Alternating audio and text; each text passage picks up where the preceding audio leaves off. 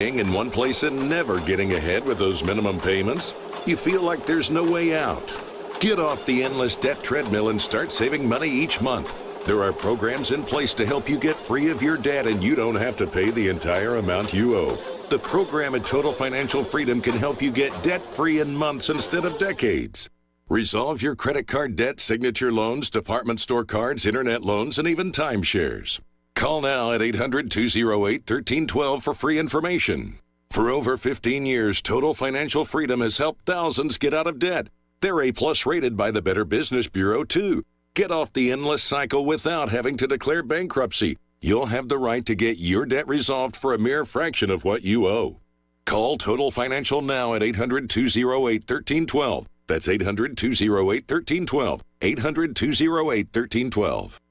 Hey guys, it's Zach. Now is the perfect time to download FanDuel, America's #1 sportsbook. Join today to get started with $150 in free bets guaranteed when you place your first $5 bet. That's free bets back if your bet doesn't win. Just sign up with our promo code TAS. There's so many great deals. You can combine your bets for a chance at a bigger payout with the same game parlay. And you get paid your winnings fast. All on an app that's safe, secure, and super easy to use. Don't fumble your chance to get $150 in free bets, win or lose, with promo code TAS. Make every moment more this season with FanDuel, official sportsbook partner of the NFL. In the state of Tennessee, you got to be 21 and up and present in Tennessee. First online, real money wager only. $10 first deposit required. Bonus issued as non-withdrawable free bets that expire 14 days after receipt. Restrictions apply. See terms at sportsbook.fanduel.com. Gambling problem? Call the TN Red Line, 1-800-889-9789. Finding the right person for the job isn't easy. Just ask someone who hired their personal trainer as a caterer. All right, folks, let's keep this line moving. You there with the tongs. Picking up one Duchess potato at a time will not cut it at my catering table. Drop and give me 50. But if you've got an insurance question, you can always count on your local Geico agent. They can bundle your policies, which could save you hundreds. Okay, this is what we call the wild mushroom and asparagus dip, and press. Come on, let's get those plates above your heads.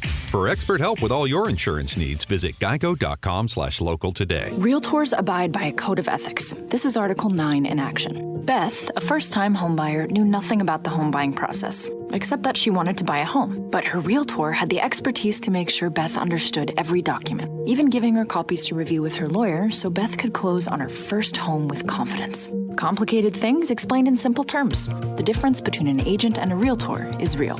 Realtors are members of the National Association of Realtors. That's who we are.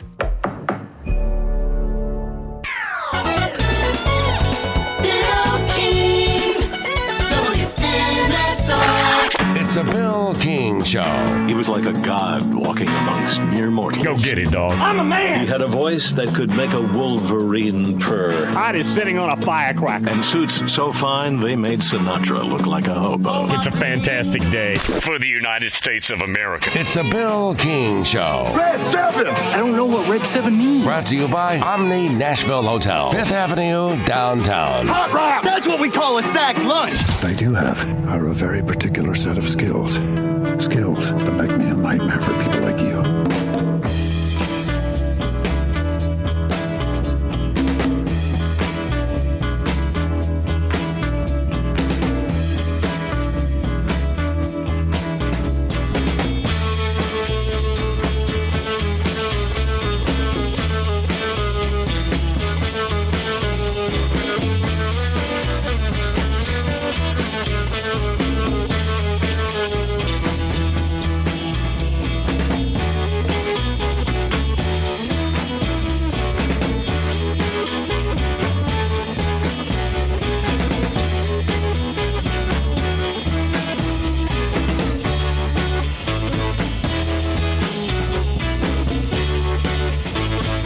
Guesting on a Tuesday. Good morning.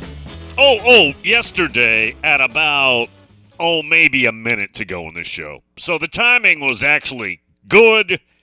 It's never good when you get knocked off the air, but the timing was good at about 57, the 57 mark. In the last hour, the electricity cut off in the Wilco kiosk. Just boom. Bye-bye. Nothing. No lights, no nothing. And obviously I got knocked off the air. But there was only Patton, how much time did we have left? Did we even have a minute left when that happened yesterday? Maybe. Oh, Devlin. So Devlin wasn't there. Devlin was not there when the crime occurred. So anyways, that is what happened yesterday. We're all good today. Here's the deal. Charles Arbuckle with us at the 20 mark here this hour.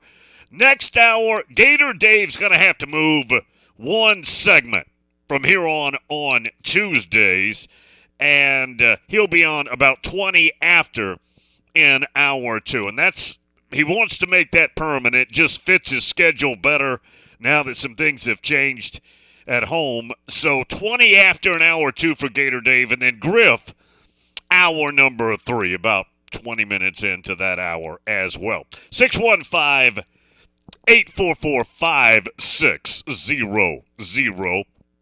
if you're going to dial us up. On Twitter, at Bill is King. And you can email the show, billisking7@gmail.com. Did you see this? More news out of College Station TX. Jimbo's already lost 4 games, and he's got a pretty tough stretch run here, including Saturday at home against Ole Miss, where they're an underdog by about 2-3 points. A&M's an underdog, couple of points. This is Billy Lucci, well-known Aggie reporter. Here's his tweet. When it rains, it pours. I've been told at least 3 and perhaps 4 A&M players have been suspended indefinitely by Jimbo, all from the true freshman ranks. That freshman class that was so well taken care of, apparently the harmony isn't there with some of them. And that can happen. One item, and I don't know what the background of this is, okay? I'm just going to give you a generalization. One of the worries about recruiting top-ranked classes, and this is before name, image, likeness, is when you have a class that's so pandered on the way up and so coddled as high school players and told every day how good they are, when they get to college and it's not the same and it's tough love, some don't do well with that. Now, some do. Yes, some make the transition. Some don't. And I'm not saying that's what's going on here at all. I don't know what's happening there specifically. What led to this, I can just give you this report that's been out there. But that can't happen. Now, I would imagine, considering how poorly the season is going for the Aggies, that there's just a whole lot of friction. Because when you're losing and the expectations were so high, it causes conflict. It causes problems. It causes a lot of disharmony. People not happy. I mean, how could Jimbo be happy? Now, Jimbo's happy with his bank account, but how could Jimbo be happy sitting with a program that is not achieving, not coming close to achieving what the expectations are there? Reports that as many as 4 players have been suspended. This is Billy Lucci, and he says it's from that true freshman class that got paid so handsomely that Jimbo says we're not allowed to talk about it, though. Yeah, Jimbo says don't talk about it, though.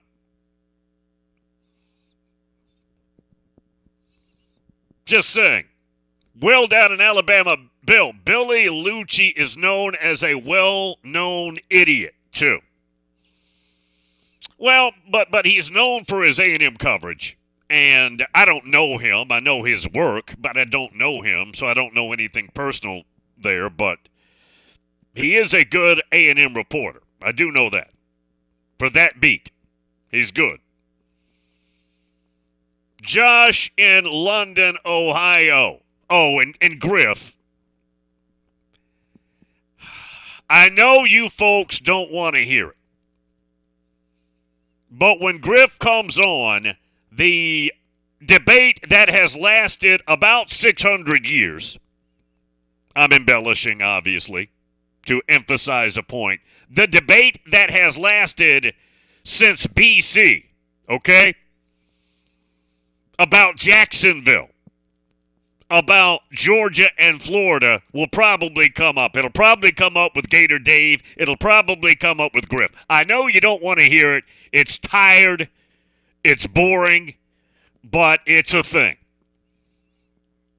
And Griff wrote about it on Dog Nation. I think it was released last night. The deal is up in 23 with Jacksonville. Kirby wants to have their game at home in Athens. Florida doesn't quite see it that way. Also, there's the financial consideration of Jacksonville, what it means not only to Jacksonville, but what it means to the schools, because they get paid to do this, okay? It's a package. There's a package for these schools to play this game there. And then you have the recruiting angle of if you have a home game every other year in Athens. Athens is about 5-6 hours away. Jacksonville's about an hour away. If you have every other year in Athens a recruiting Saturday, a recruiting weekend, Kirby thinks they can recruit even better. Now, they just won a natty. Griff says, yeah, but Bill, it's only one natty in 40 years. Kirby says we can do even better in recruiting if we have that weekend to recruit. Now, in Jacksonville, you are now allowed to leave tickets for recruits, but you can't recruit them. You can't be with them. You can't be recruiting them. You don't show them around anything because Jacksonville's not your campus. They are allowed to be at the game, though. You can leave tickets. That is now available. You can do that. But it's not like a recruiting weekend. And Georgia says, yeah, but that's only an hour away. And then after the game, recruits can drive to Jacksonville in about an hour. It's going to take you 5-6 hours. Plus, you got to go through Atlanta to get back to Athens. That's going to stop you a couple times. Anyways, I don't care. I'm not trying to make this sound like I'm taking Georgia's side on it. I don't care where they play the game. That doesn't matter to me a bit. I have no skin in this fight. I'm just telling you that's going to come up. Yeah, I have absolutely no emotional expectations in that fight at all. If they announced that they're playing Saturday in Council Bluffs, it wouldn't matter to me. Speaking of that, how about that segue? Josh, London, Ohio, TCU, Oregon, today, 2 o'clock, Council Bluffs. Go, Bill. First of all, the over and under is going to be what, 75? Ducks would probably be favored by, and somebody can pull up the power rankings, Ducks would be favored by about 3. I say the Ducks win 41-38. It's a good game. Yeah, it's a good game. A lot of scoring. If you like offense, if you like the ball up and down the field, Joe.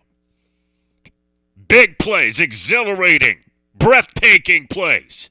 Ducks win 41-38. Josh, I just wrapped it up for you. That's what happened. Be a good matchup. That's a good matchup right there. Tom in Myrtle Beach. Checking in this morning. Tom will be with us for Commitmas, less than 2 months out. Commitmas, let me just plug this, is the 13th and the 14th of December. It is not aligned with the signing day or that 72-hour period. Remember that. I keep saying that because somebody's going to show up a week later saying, where is everybody? Don't do that. It's on the 13th and the 14th of December, which is a week before the 72-hour signing period. And that's less than 2 months away.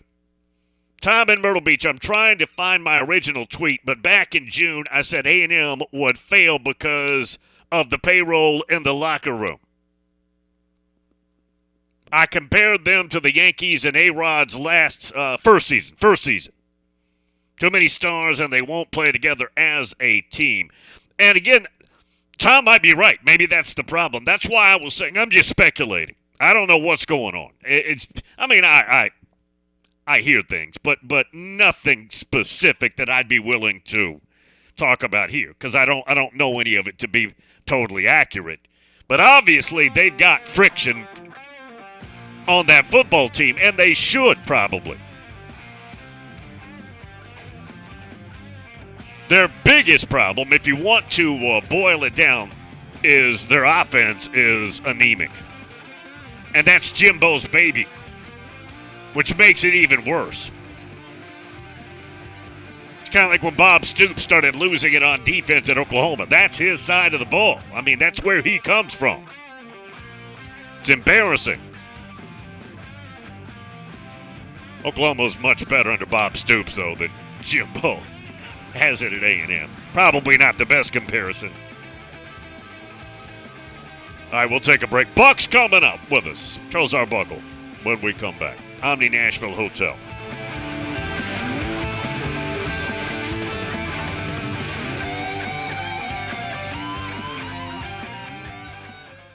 Good morning. Watching traffic volume increase out here in a couple of spots. I-40 westbound, especially coming through Wilson County, through Mount Juliet. Some radar out there from time to time. Looking good right now through the heart of downtown. I-40 here at Demonbreun on the increase with that traffic flow leaving Dixon County I-40 east passing 840. Attention dentists. Dental Staff School can provide you with qualified dental assistance. For more information, just Google Dental Staff School. I'm Commander Chuck with your on-time traffic. If you need a staycation or planning a trip to Music City, stay at Bento Living Chestnut Hill. Voted the best boutique hotel in the city by the Nashville Scene. Bento Living is located on the edge of bustling downtown and boasts on-site dining, shopping, live entertainment on the rooftop, and free fitness classes. Come experience Nashville like a local. Visit BentoChestnutHill.com to book your Music City vacation today.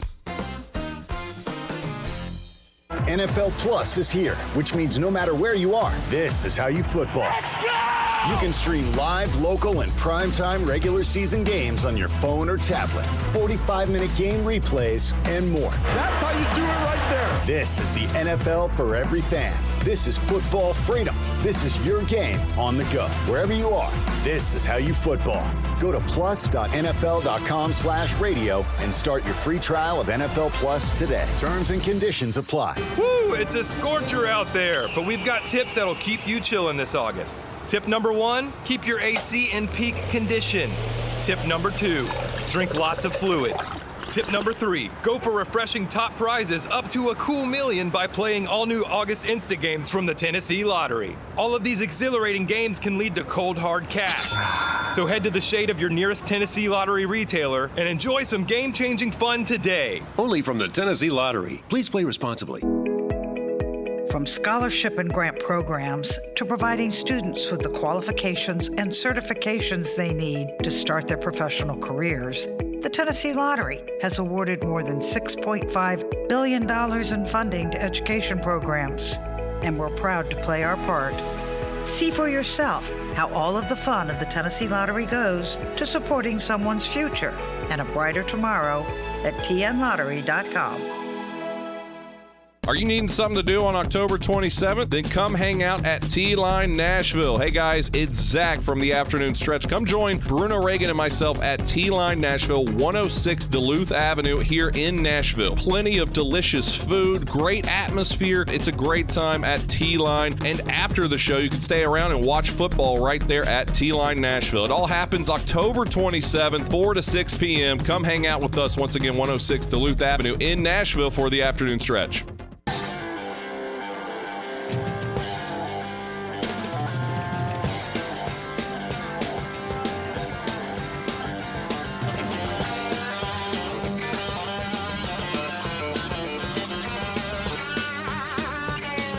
He doesn't know everything about college football.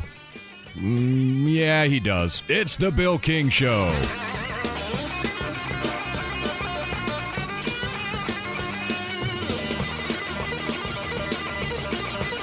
Charles Arbuckle with us in this slot every Tuesday. Always a pleasure to have Buck here. Buck, Week 8 is done. We're heading to Week 9. Did anything stand out last Saturday to you?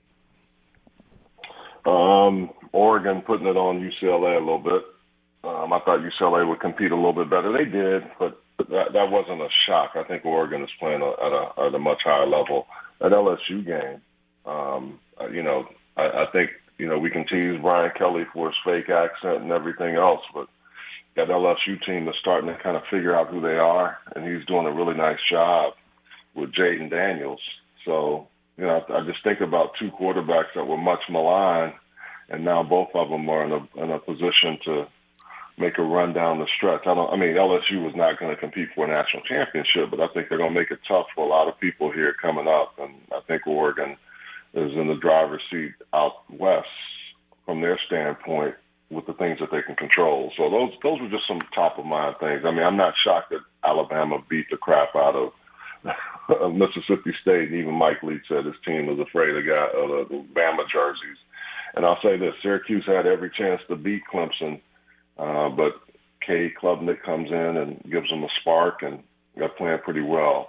One thing, man, that's really shocking, though, is Miami. We've talked about a lot of these other teams, but Miami has really struggled, and it's interesting to see why that's happening and how that's happening.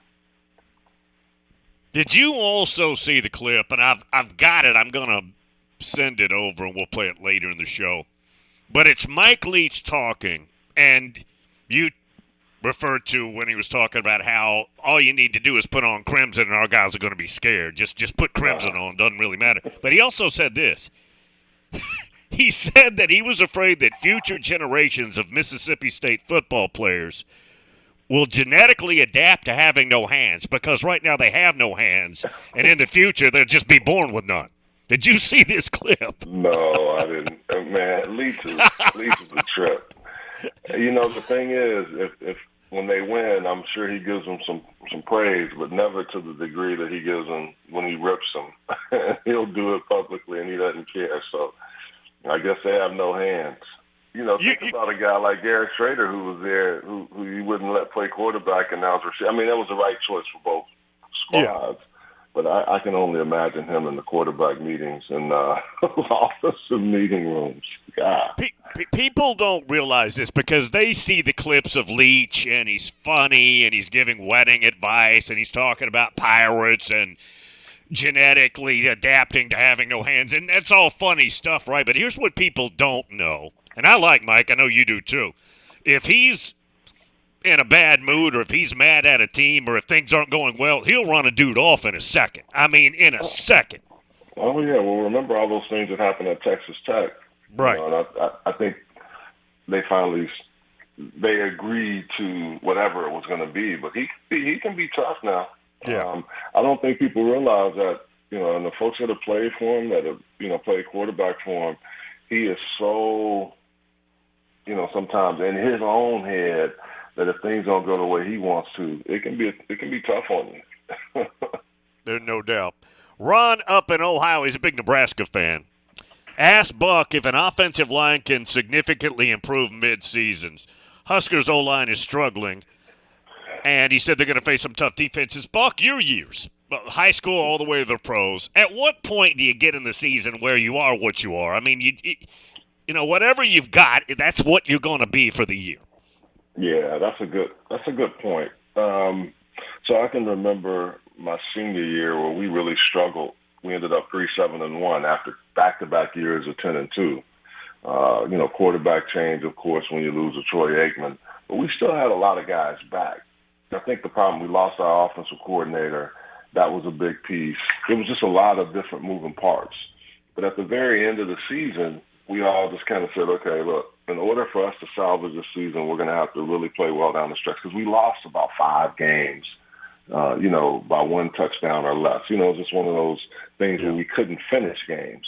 And I think the last 2 or 3, we finally ended up winning a couple, and then we tied USC when you could tie. And Not that we like that, but it was one of those things. And USC was actually pretty good that year. They weren't as good as they were the years before. But I think the thing that we figured out, and what I've always heard coaches talking about, is how do you simplify, how do you take things out, how do you do what you do best? If your offensive line isn't doing that and they're really struggling to find whether it's, a few plays that they know they can call on and get positive yards, get the chains moving, that's the biggest difference. When you keep trying to keep a lot of things in for a team that's struggling, to me, you have to start simplifying. And it doesn't matter if the defense knows what you're doing.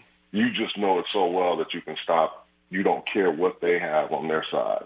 And I think that's what I see when I see teams that are struggling and they figure it out in mid-season, like, okay, this is what we need to do. A prime example, Utah State, who I saw a few weeks ago, they're starting to play better. And some of the things were injuries, a lot of different things. They had consistently run the ball well.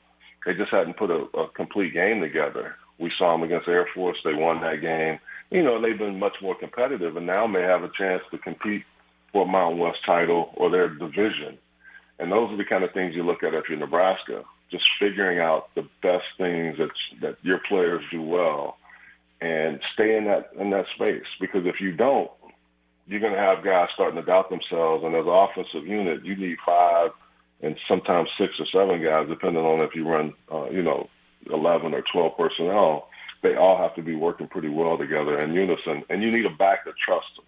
If your back is there and not sure where the hole is going to be, or if he can cut backside, or if he should keep it online, I think sometimes that also plays a big role. Buck, in some of these rivalries, the cocktail party, Georgia's favored by 3+ touchdowns. Michigan is favored by about 21, 22 points against Sparty. Ohio State's favored pretty big at Penn State. I think I looked, it's 15.5 right now. Your thoughts there?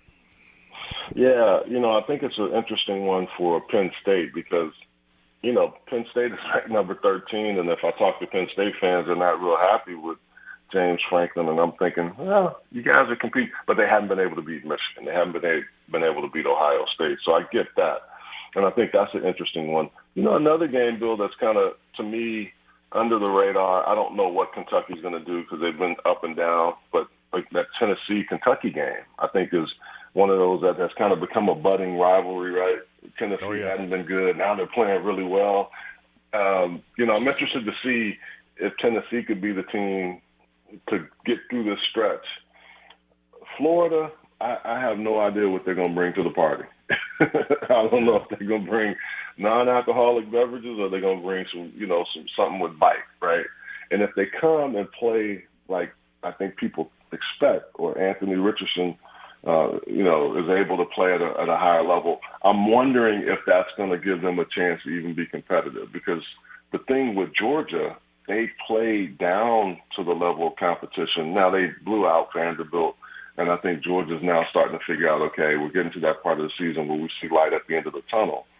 But that game is interesting to me because we hyped up Florida so much at the beginning. They played a Utah team that's actually starting to play better now, and we thought this was going to be better. Everybody said, well, the change in coaching staff is going to make a difference. I just don't know if Florida – if this is one of those games they can figure it out, or if Georgia just really takes it to them. I hope for Florida fans that doesn't happen, but I'm just wondering what's it going to take to turn that light switch on for all those, because they have talented players. It's just they haven't been able to play and hadn't played consistently well throughout the season. Charles Art Buckle with us every Tuesday. Buck in College Station. It's bad. 4 losses, tough games coming up. Ole Miss coming to town. Ole Miss is favored Saturday at College Station. There's a report out that as many as 4 from that vaunted true freshman class suspended indefinitely. They owe Jimbo like $1 trillion, so you can't run him off right now. What's going on? Jimbo, I'm not being funny, but the only way they can get out of this is if Jimbo says, hey, look, let's mutually figure out a way to do this, right?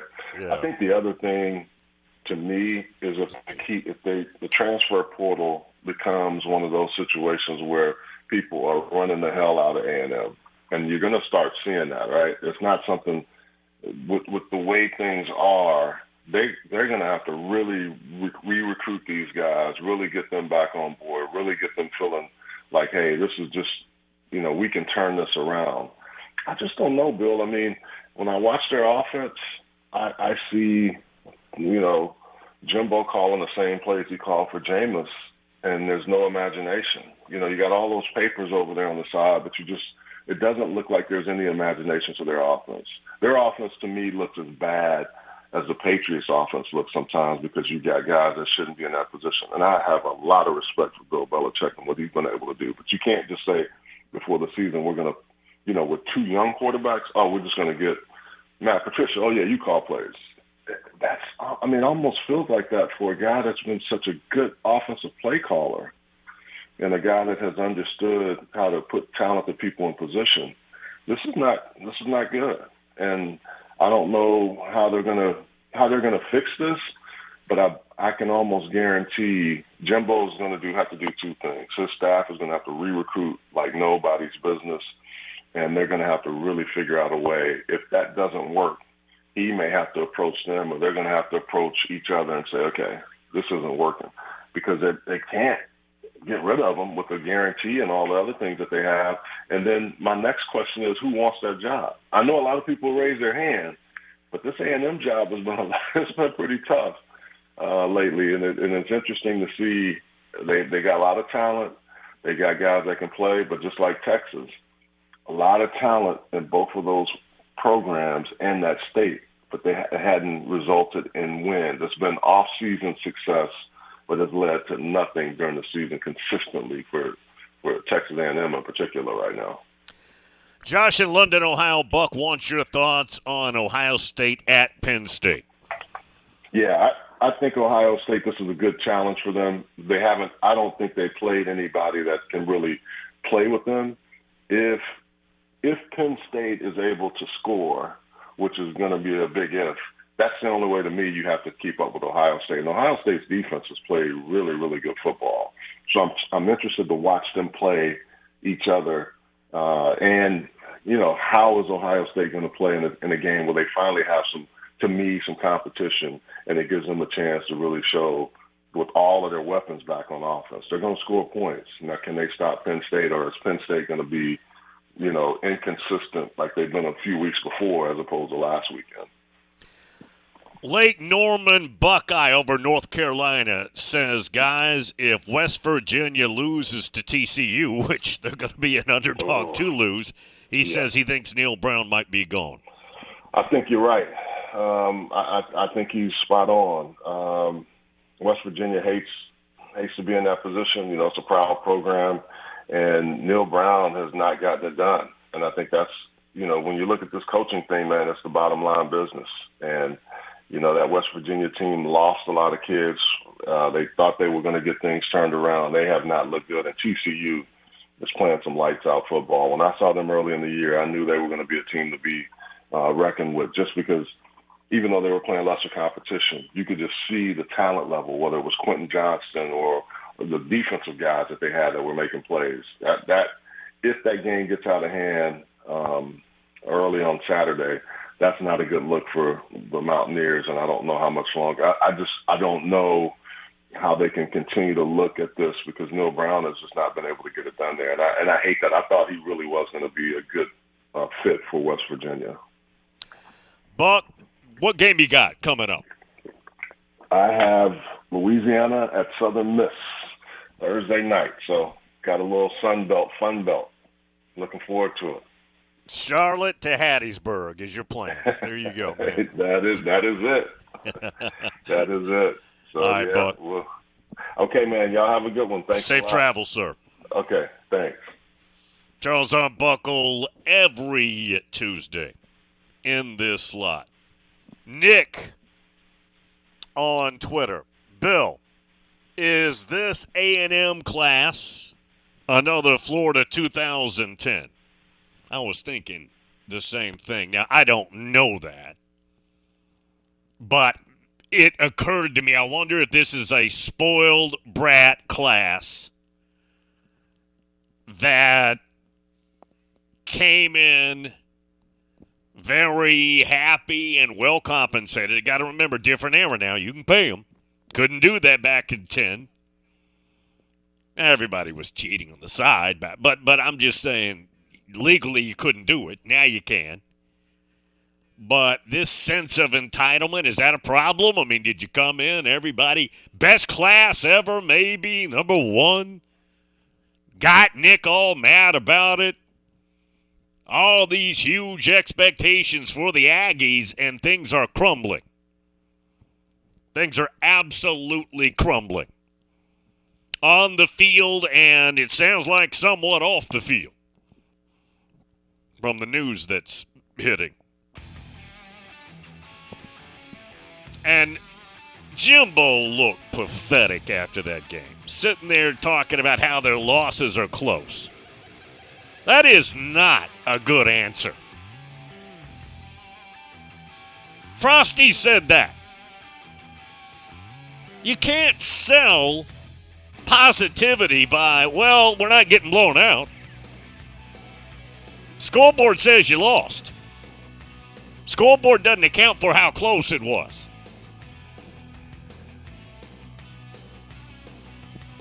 Gator Dave coming up.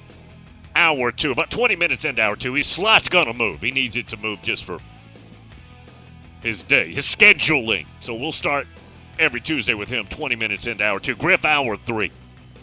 Omni Nashville Hotel.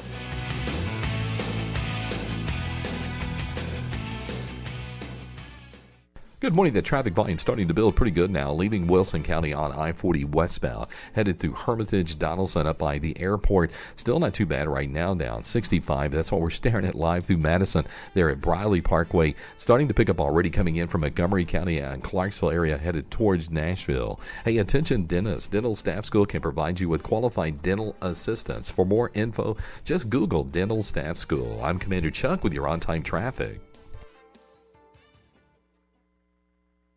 Whether it's getting your day started with a clear mind, taking the edge off after a busy day, or hitting the reset button at night, Cure helps us be our most productive selves. Completely organic and free of THC, pesticides, and heavy metals, Cure focuses on specific need states with great-tasting CBD products designed to help you focus, chill, and sleep. And that is exactly what the Cure brand products are named. Focus, chill, and sleep. Now available at select MAPCO locations. Visit thecurebrand.com to learn more and follow them on social media.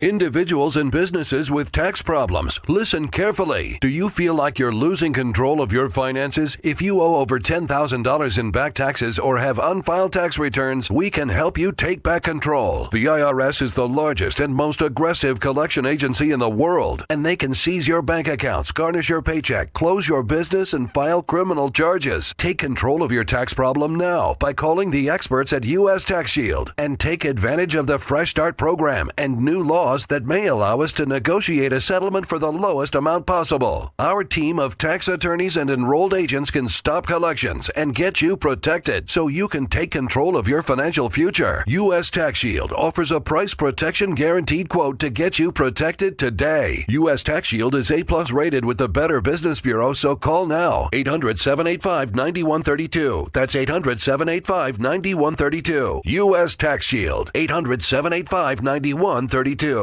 Tired of the same old company holiday party and looking to reward your team with a fun night out? What about something different for a birthday party or group gathering? Hello, this is Philip Cox of Strike and Spare Family Fun Centers, and we specialize in group events no matter the size at our Tusculum, Donaldson, Hermitage, Murfreesboro, and Hendersonville locations. Plus, Hendersonville and Murfreesboro offer enhanced entertainment options with bumper cars, laser tag, roller skating, and more. 'Tis the season to have fun with family, friends, and business associates, and there's no better place to do it than at Strike and Spare Family Fun Center. Visit strikeandspare.com to learn about the group outing option. Strike and Spare, where fun is bowling. Jim Rome is here weekdays 11 to 2 on Nashville Sports Radio, WNSR. The SEC is for closers, and there's only one way to survive in the SEC, ABC. A always B, B, C, closing, always be closing. A, B, C.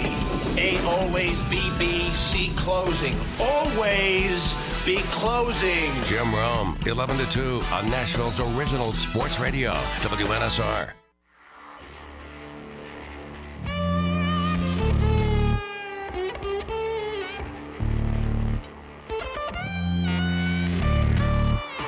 Get into the Bill King Show. Shit, man, I just lost my train of thought. All right, dude, here's a couple of phones. 3, 2. Call 615-844-5600.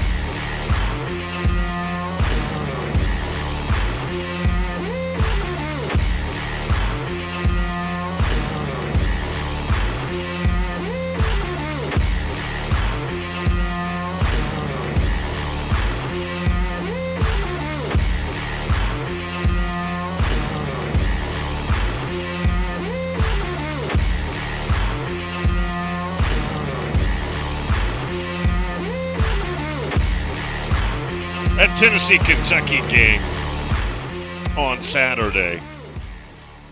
Big game, obviously. And I was talking to Dave Hooker. He is a well-known reporter. Same last name as Hendon Hooker. They're not related. Dave Hooker, who's been up in Knoxville for years. Actually, he was in Chattanooga for a couple of years, then went back. And I asked him about Cedric Tillman. He said they feel like it's about a 95% chance he plays and is ready to go in the Kentucky game.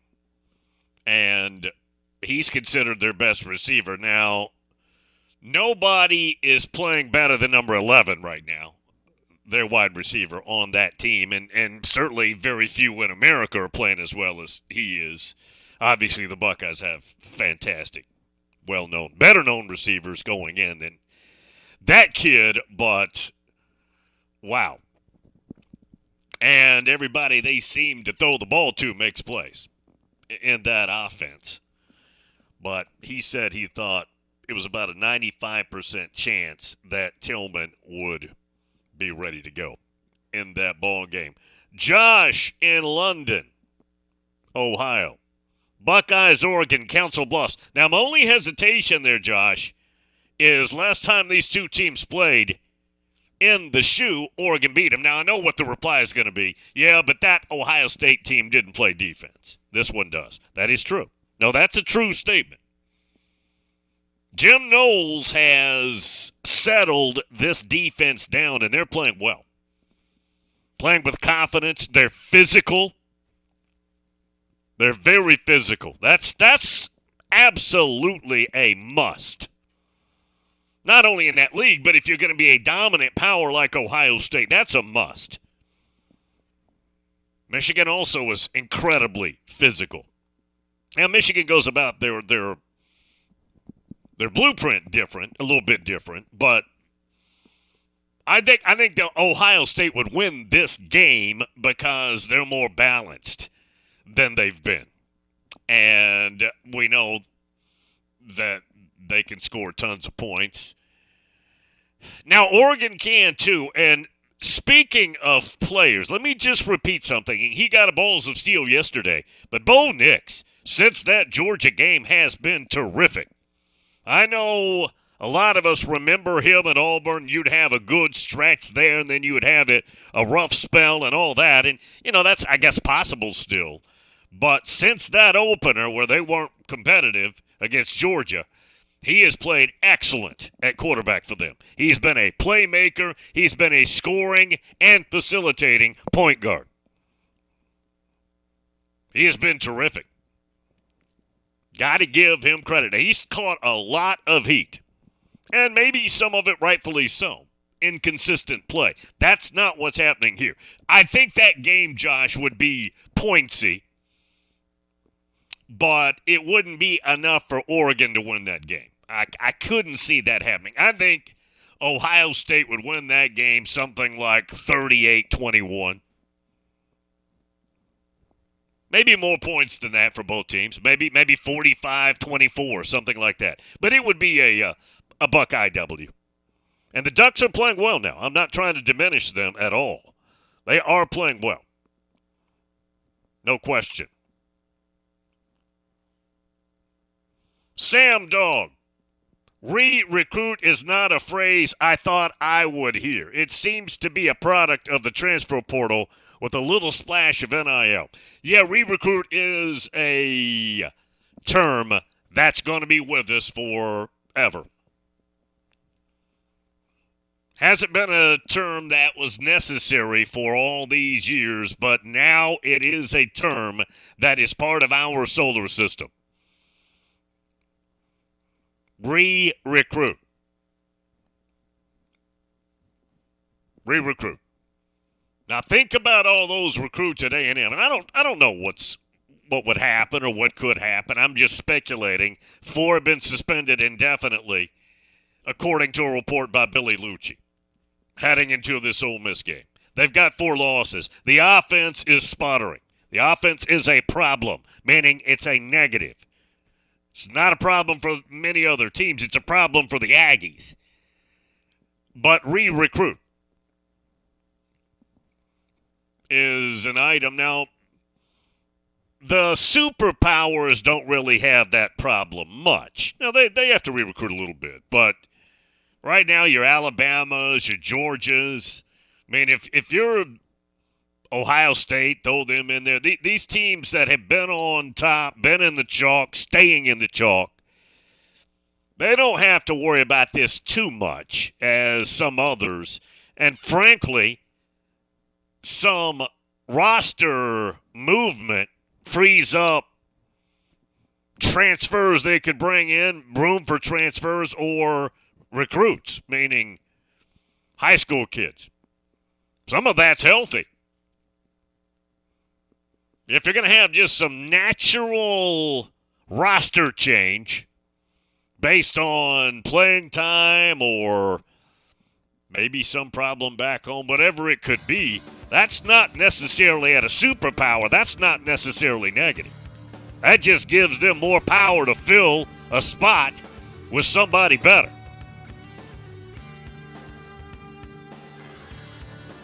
If you're A&M, it could be a problem. Just the opposite for them. Remember, Tennessee got pulverized. I mean, they got looted, which makes their story even more remarkable. Omni Nashville Hotel.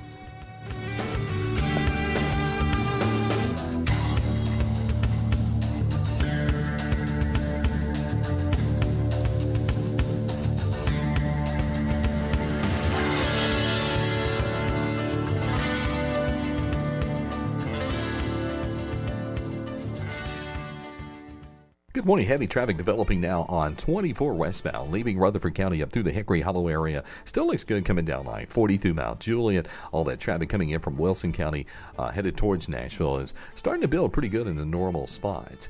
Hey, attention dentists. Dental Staff School says they can provide qualified dental assistance. For more information, just Google Dental Staff School. I'm Commander Chuck with your on-time traffic.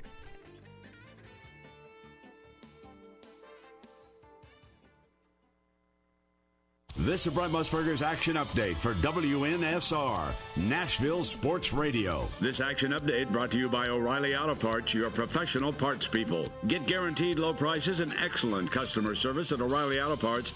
Better parts, better prices every day. The Atlanta Braves laying $1.26 as a favorite today at home against the Nationals. Kyle Wright pitching for the Braves. He's 0-3 with a 7.20 ERA. Eric Feedy for the Nationals, 1-1, a 2.55 run rate average. The Nationals plus 116 on the money line. The total is 10 under. The NASCAR Cup Series doubleheader this weekend, Saturday and Sunday at Dover, Delaware. Kevin Harvick, Martin Truex Jr., the plus 350 co-favorites to win Saturday's race. The Northern Trust at TPC Boston, Justin Thomas and Bryson DeChambeau are the 12-1 co-favorites. For vsin.com, I'm Mike Sennett, WNSR, Nashville Sports Radio. Are you tired of your current vehicle? Maybe looking for a new or pre-owned vehicle? Hey guys, it's Zach. Hayes Nissan of Rivergate is the best choice for your vehicle needs. Located at 1550 Gallatin Pike North in Madison, Hayes Nissan of Rivergate has been serving the Middle Tennessee community for over 3 decades. That gives you confidence that Hayes Nissan of Rivergate can find the perfect vehicle for your lifestyle and your budget. Their friendly and knowledgeable staff will make sure you are taken care of. I should know because I've seen it firsthand. Every vehicle I've purchased has been from Hayes Nissan of Rivergate, and I love the entire process. Now, I don't want you to forget about their award-winning parts and service department. It has everything you need to get you back on the road. Go visit them on the web at nissanofrivergate.com. They're open there 24/7, 365 days a year. Or give them a call at 615-865-7220. Again, that number is 615-865-7220. That's Hayes Nissan of Rivergate, where your dollar always goes farther. Five-state forecast. Your exclusive Nashville Sports Radio WNSR Sky Scan forecast. For this morning, cloudy and breezy with showers and thunderstorms likely. Winds could gust as high as 40 miles an hour. Showers and thunderstorms likely tonight with a low around 49. Utilizing the resources of the Weatherbug Network on Nashville Sports Radio, I'm WNSR's Chris Stone. Sports Radio WNSR.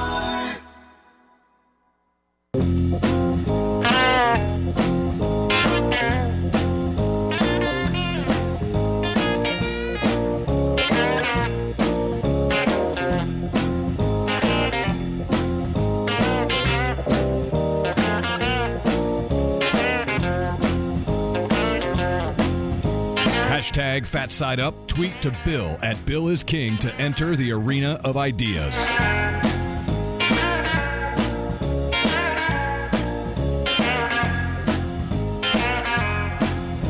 Can the Knits at home, whiteout game, stay with the Buckeyes? Gonna need some benevolence. Random acts of benevolence is what they're gonna need. Now, Penn State's a pretty good football team. Don't misunderstand me, and you better not get bogged down offensively in that game either. If you're Penn State, you better score some points. I know it's a tough Jim Knowles defense, but you can't just sit there in quicksand like Iowa. You can't do that.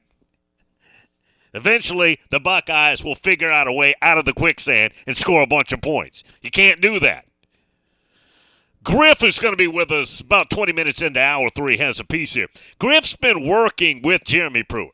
Pruitt has been on his podcast, and he's quoting him here about the Florida-Georgia game. Pruitt was with Napier on the staff at Alabama at one point, Kirby Smart too. He knows both these guys, and he's recruited a lot of these players or evaluated a lot of these players in this game. Now, make fun of Jeremy Pruitt. I've done some of that too, right? Jeremy Pruitt is a brilliant football mind. I know the Tennessee thing was a catastrophe. And I don't necessarily mean he's somebody's head coach, but he's a brilliant football mind, and he's a A-list recruiter. He is that. Maybe he's not a head coach, but he is a very good football mind. About the game, I think we'll see what we've seen when Florida has played good teams this year. They'll be competitive early. They'll need some turnovers or get some breaks in the kicking game to stay in the game. I could see where Billy Napier tries to slow the game down, try to get the game to halftime, try to get to the fourth quarter, keep it within one score to give themselves a chance. Georgia will eventually, as they've done with a lot of teams, they'll lean on them, and the second half will be all Georgia. That's Jeremy Pruitt's evaluation of the game. Can Florida keep that thing close? Of all these games, these rivalry-type games coming up, Michigan, Michigan State, Ohio State, Penn State, Florida, Georgia, Tennessee, Kentucky, which one has a chance to be tight? Of those games. I don't think Sparty and Michigan will be. Certainly not into the second half. Michigan way too physical in that matchup. Sparty beat them last year. They're not beating them this year. Michigan's a 3-touchdown favorite. Ohio State, Penn State, Georgia, Florida. Kentucky's physical. What if Kentucky could get Tennessee in a game where Tennessee's offense is not exploding left and right like it has every game so far? Remember, they got a little bit of a sluggish start against Pittsburgh. Actually got a little bit of a sluggish start against Florida, too. As far as time allotment was concerned, for about a quarter and a half, Florida had that game in the style that it needed. And then, at the end, they had a chance. They got the ball back, had a chance to throw it, and completely shocked the world there at the end. Didn't work out for them. But Rodriguez has a big game running the ball. They're able to gobble up a whole lot of clock because Kentucky cannot get into a Loyola Marymount 1990 versus UNLV basketball game. You just can't do it. That's not what they need to be doing. If Tennessee is scoring, and got to remember, Jalen Hyatt has more 40-plus yard plays as a receiver than any team in the SEC, much less any individual, any team. And apparently Tillman is about a 95% shot to be back. That's according to Dave Hooker up there in Knoxville. Can Kentucky keep that thing where it's in sight? Okay. Hoptown boy, I saw this. Destin Wade listed as the backup if Levis goes down in the Tennessee game. A guy that I first saw in 7th grade. He's probably 6'1", 190 then. Not kidding. And his brother was about 6'1", 200 then. His brother's a linebacker, outside linebacker there, who's going to be a big star. At Kentucky, those kids have been over to our place hundreds of times. And I saw that. Destin Wade is listed as the backup if Levis is hurt, injured in that ball game. Sam Dog, Bill, sounds like there will be an added position on a staff, the internal recruitment coordinator. Well, I think they already probably have that. Yeah, they probably already have that. Georgia Dog down on the Emerald Coast. Billy Todd Montkin said we have to play a lot different players to keep them at Georgia. One reason, one getting hurt doesn't derail our season. Of course, a couple of key guys getting hurt would make it harder. Yeah, and now here's the thing, though. Georgia has the luxury of having personnel that they can play.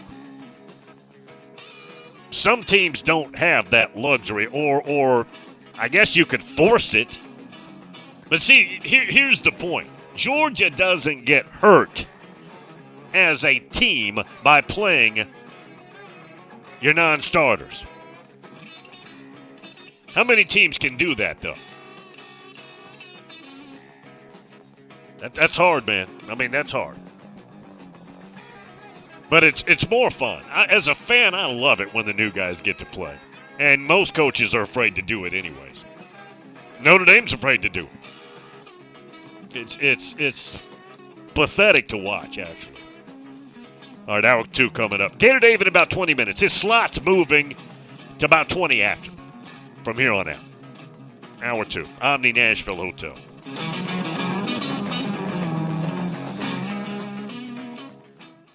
On air and online, Sports Radio WNSR, Brentwood, Nashville.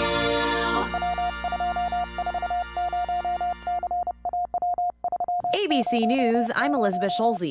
Britain's third prime minister in that many months installed this morning. Rishi Sunak speaking from 10 Downing Street after meeting with King Charles. I will place economic stability and confidence at the heart of this government's agenda. 2 weeks before Election Day here in the U.S., and things are heating up in several battleground states. In Wisconsin, a new poll shows Republican Ron Johnson neck and neck with Democrat Mandela Barnes in the Senate race.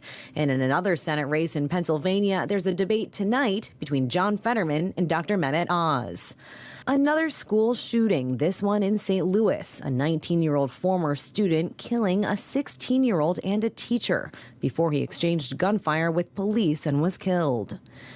A Russian court has begun hearing WNBA star Brittany Griner's appeal against her 9-year prison sentence for drug possession. This is ABC News. You've got advanced prostate cancer, but you're not waiting around. You want straight talk, the facts about Orgovix. Orgovix Relagolix 120 milligram prescription tablets is a treatment for adults with advanced prostate cancer. Fact: Orgovix is a different kind of androgen deprivation therapy treatment, a pill, not an injection. Orgovix may cause serious side effects, including a heart condition called QT prolongation. Tell your doctor right away if you feel dizzy, faint, have a racing or pounding heart, or chest pain. Orgovix can cause harm to an unborn baby or miscarriage. Use birth control during treatment and for 2 weeks after Orgovix treatment. The most common side effects include hot flushes, increased blood sugar and blood fat levels, muscle and joint pain, decreased blood hemoglobin levels, increased liver enzymes, tiredness, constipation, and diarrhea. Other side effects include weight gain, decreased sex drive, and erectile function problems. Orgovix may cause infertility. Talk to your doctor if infertility is a concern for you. Go with Orgovix. Ask your doctor. For more facts, visit gowiththefacts.com. You know, now's the perfect time to download FanDuel, America's #1 sportsbook. Join today to get started with $150 free bets guaranteed when you place your first $5 bet. That's free bets back if your first bet doesn't win. Sign up with the promo code GregP. FanDuel has all your favorite bets, from the money line to point spreads to player props. You can combine all of those across a variety of platforms with same-game parlays for a bigger payout. Live betting, you see a trend, something that's going on in a game, you can get updated odds on games that have already started and get you paid your winnings fast. All that on the app that's saved by using the promo code GregP. All that on the app. Don't fumble your chance to get $150 in free bets, win or lose. Promo code GregP. Make every moment more this season with FanDuel, the official sportsbook partner of the NFL. You got to be 21 and older and present in Tennessee. First online real money wager. Only $10 first deposit required. Bonus issued non-withdrawable. Free bets that expires 14 days after receipt. Restrictions apply. See terms at sportsbook.fanduel.com. Gambling problem? Call the Tennessee Red Line 1-800-889-9789. Hey Nashville, Ray here. Many of us suffer with anxiety when going to the dentist. You guys need to go check out my amazing friends over at Bite Dentistry. Bite Dentistry is where my family goes for all our dental care. Their mission is to help patients breathe better, smile bigger, and live longer by offering a comprehensive selection of services and total dental care for every member of your family. Bite Dentistry is the only dentist in town trained and certified to offer the Vivos method that helps with people who grind their teeth at night or snore that causes sleep apnea. What's great about the Vivos methods is that it's provided for both kids and adults. They also work with a company called Guard Lab, which creates custom mouth guards, which are the same mouth guards used by professional football players. Located at 3212 West End Avenue, Suite 301, Nashville, you can set an appointment by calling them at 615-866-2129. That's 615-866-2129, and follow them on social media and online at bitedds.com. Again, that's bitedds.com.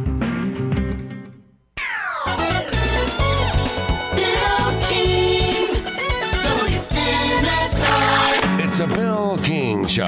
He was like a god walking amongst mere mortals. Go get it, dog. I'm a man. He had a voice that could make a wolverine purr. Art is sitting on a firecracker. And suits so fine they made Sinatra look like a hobo. It's a fantastic day for the United States of America. It's a Bill King Show. Red 7! I don't know what Red 7 means. Brought to you by Omni Nashville Hotel, 5th Avenue, downtown. Hot rock! That's what we call a sack lunch! They do have are a very particular set of skills. Skills that make me a nightmare for people like you.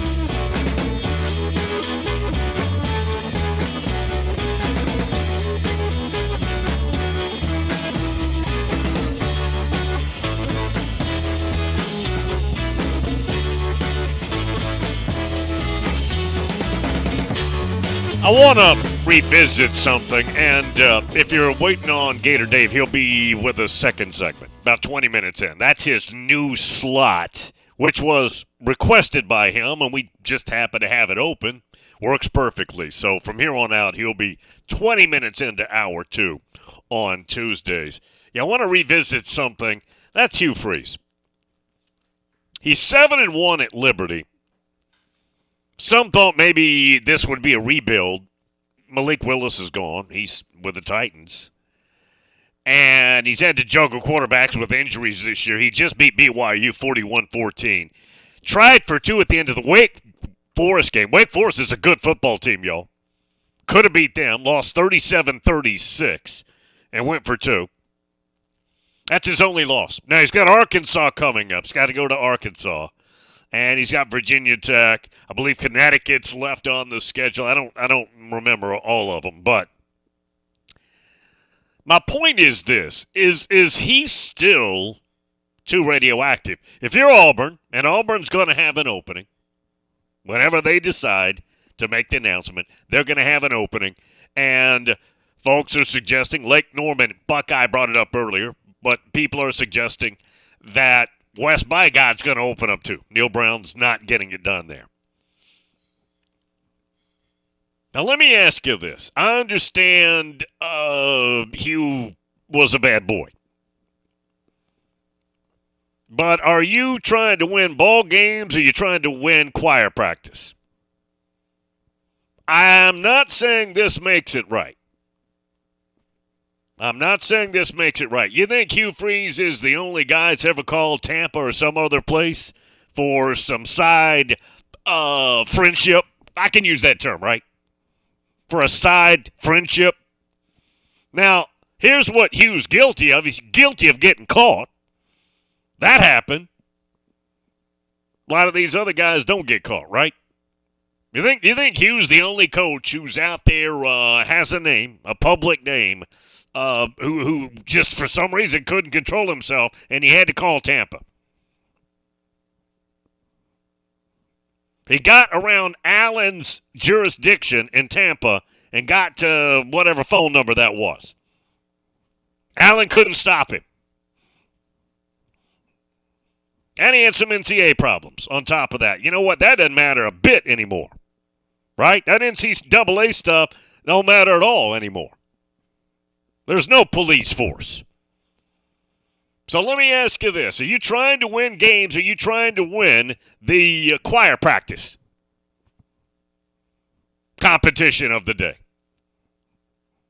If you're West by God, Virginia, or if you're Auburn, and you have an opening. Or if you're Georgia Tech, for that matter. I don't know that he'd be a fit at Georgia Tech. I think he'd probably do well there. Give him Atlanta and let him recruit. Again, let Georgia get all the recruits they want, because they're going to get all the ones they want anyways. There's plenty of players for you to recruit.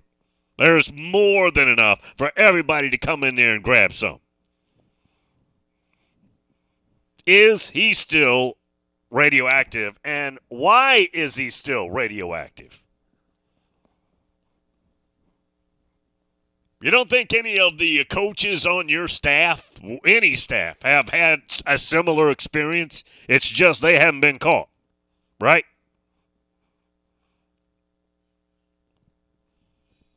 Clay talking about the Wade twins.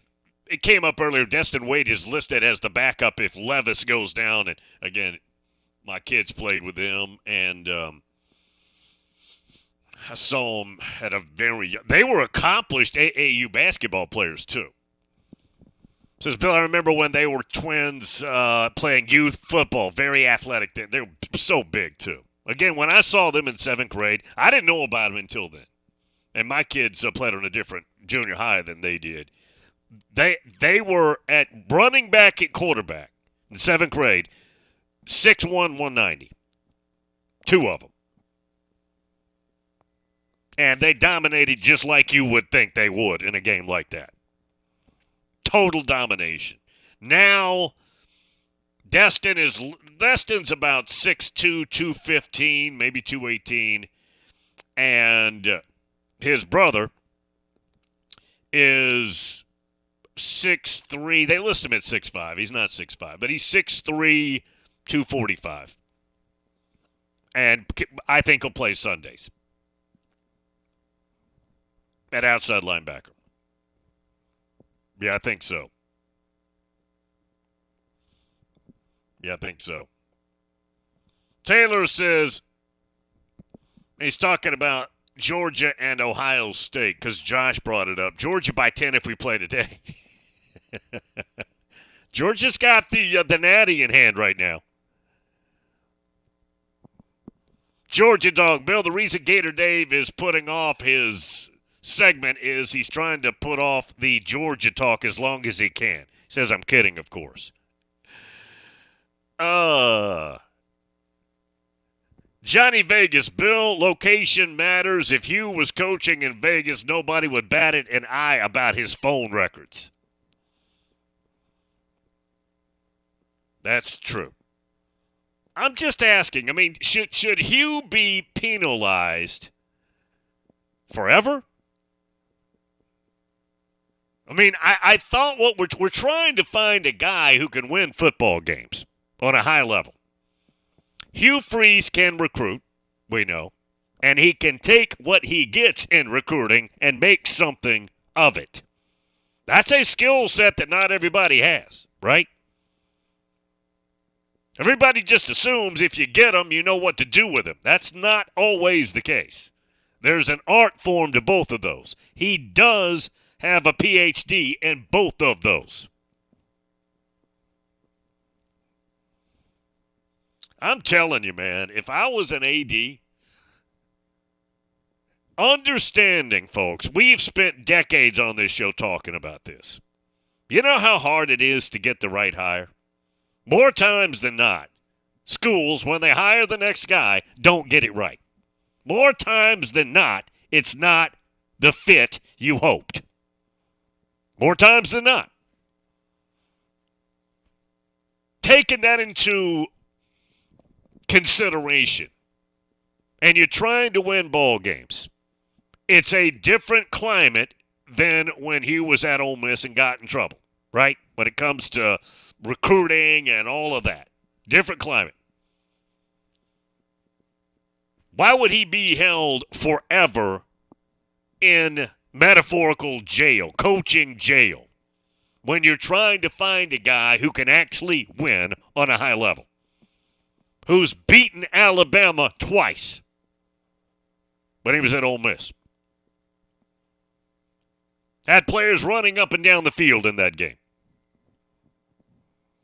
I don't get it. This moral compass that is invisible, that apparently blocks him, I'm not sure I understand that. I understand the disappointment in what he did, but to hold him forever in coaching jail, I don't understand. That's what I don't get. Particularly in an environment where it's very hard to get the right guy. Blake Norman Buckeye says, Bill, West by God wants Hugh. I'm not going to say the other word, but I wonder if Auburn will want him too. Hugh might have a choice between Morgantown or going to the toughest job in America. If I'm Morgantown, I would have been talking to him for his agent. Is he a Jimmy Sexton guy? I mean, most everybody is, right? But I don't remember. Yeah, I don't remember.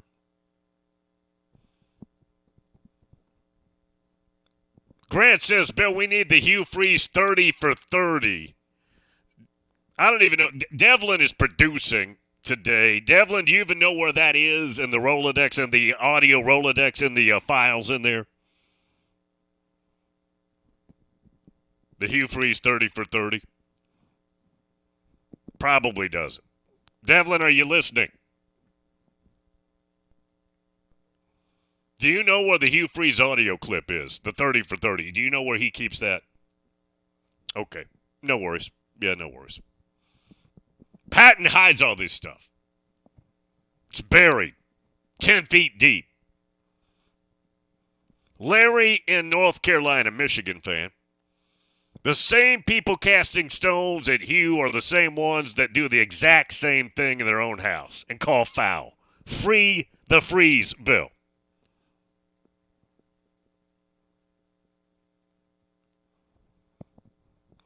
Jim and Jupiter. Bill, when do we find out if Skullcan gets a show cause?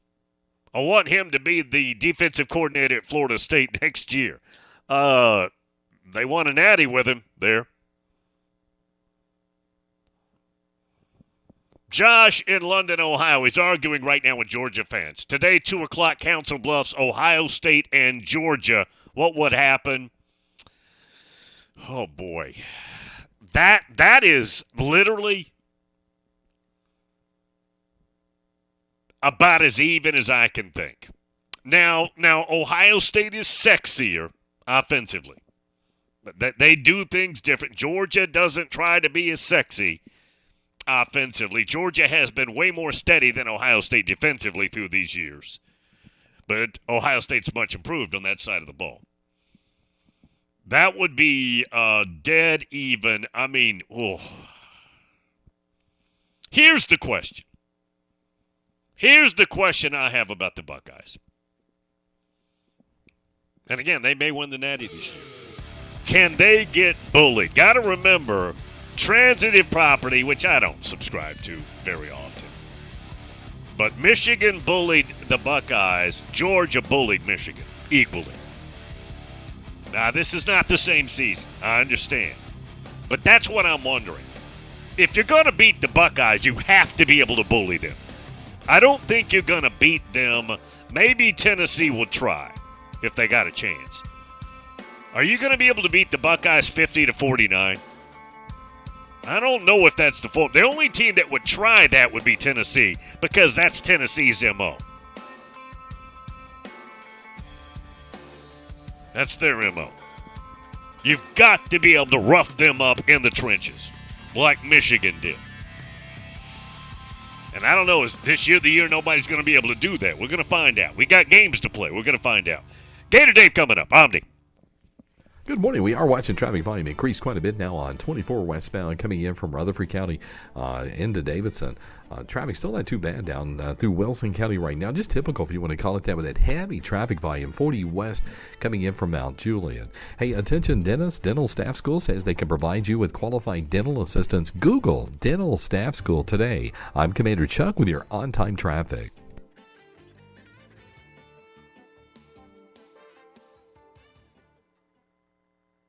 Prescription products require an online consultation with a healthcare provider who will determine if a prescription is appropriate. Restrictions apply. See website for full details and important safety information. Subscription required. Refund available for 60 days after purchase. Hey guys, did you know there's a generic form of Viagra that works just the same but is 90% cheaper? And you can get it online? Just go to 4hims.com/joy. At Hims, you'll get a free medical consultation, discreet shipping if prescribed, a 100% online process, and trusted generic alternatives to the biggest brands at 90% off. That's right, get generic for Viagra, the same active ingredient as brand name Viagra, but 90% cheaper. It's the same medication you get from your doctor, but with zero copay, no expensive appointments, and no awkward face-to-face conversations. Results are guaranteed or your money back. To start your free online visit, you need to go to this exclusive address, 4hims.com/joy. That's 4hims.com/joy for your free online visit. FORHIMS.com/JOY.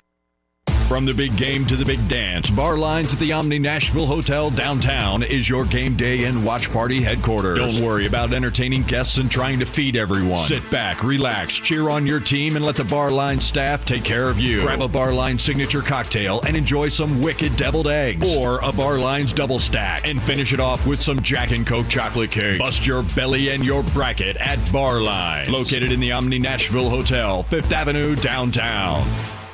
Whoa, are you kidding me? There's plenty of game left. Just chill out. If you're too riled up, you won't ever get to sleep tonight. How can I chill out when I have to put up with this every single week? Oh, and he gets picked off. Interception. Oh, you gotta be kidding me. Okay, that's enough. Here, try these cannabis products from Lab Canna. And these heightened Delta 8 gummies and Karma Calming Caramels will help put you in a better state of mind. Whether you win or lose, make every game day better with cannabis products from Lab Canna. Learn more today at labcanna.com.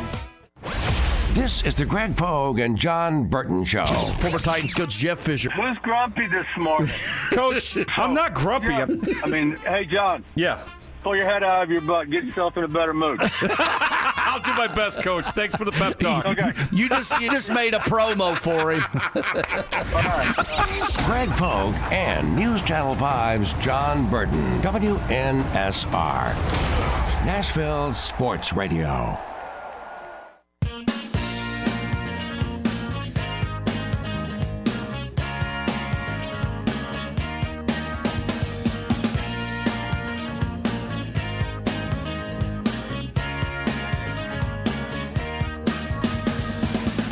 Got biscuits? Kitchen Notes at the Omni Nashville Hotel does, and Bill King loves them all.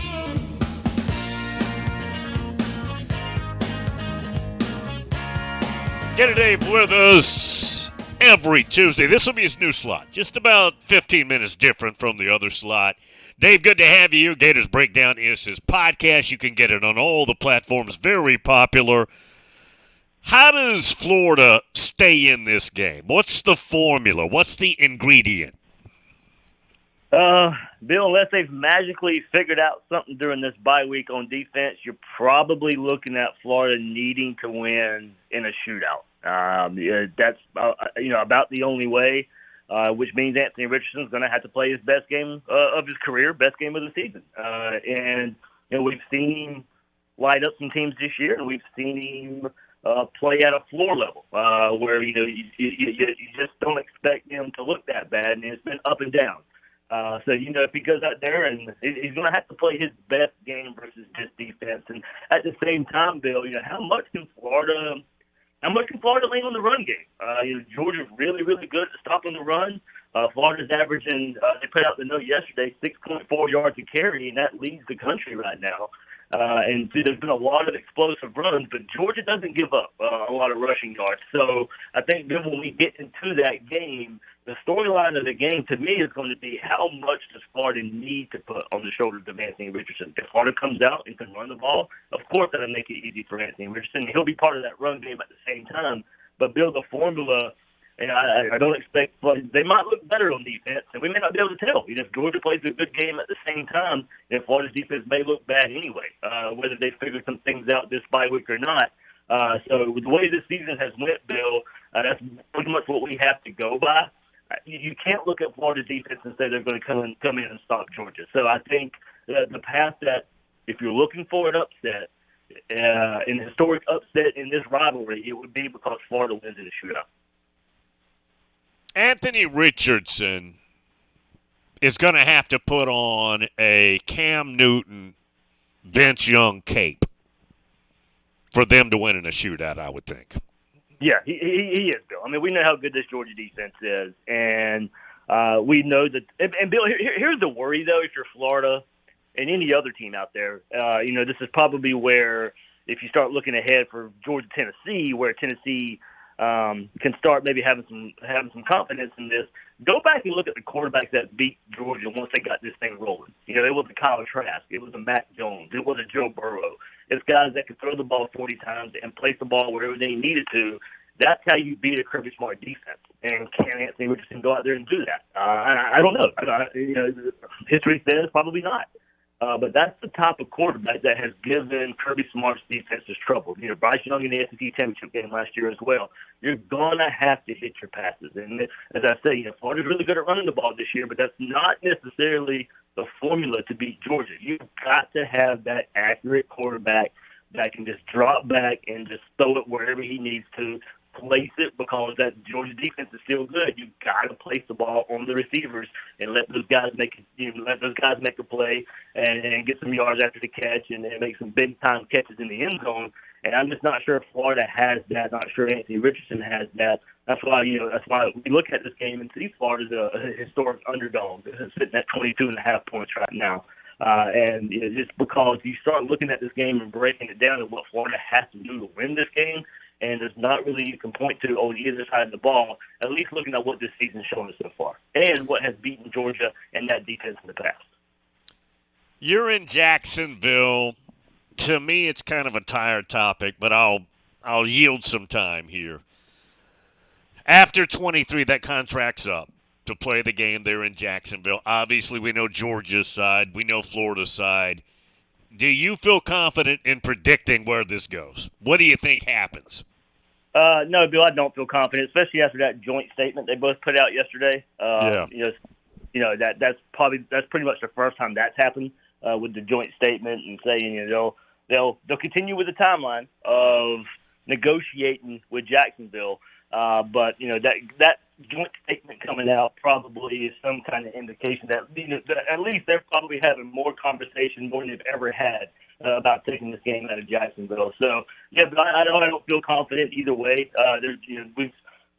I probably have felt less and less confidence in the recent years, and it always ends up staying in Jacksonville. But I think there's just too much talk right now about this game and moving to a home and home. Like I said, Bill, and I've said it before, I don't think it will ever fully move. I think the first step would be try to keep Jacksonville in some type of rotation, and that would be unique of doing home and home and a neutral site.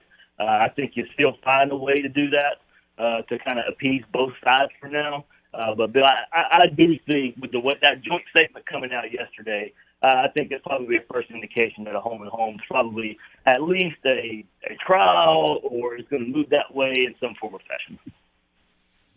Just talking off the topic of Florida, Georgia, Hugh Freeze is sitting here at 7-1 at Liberty.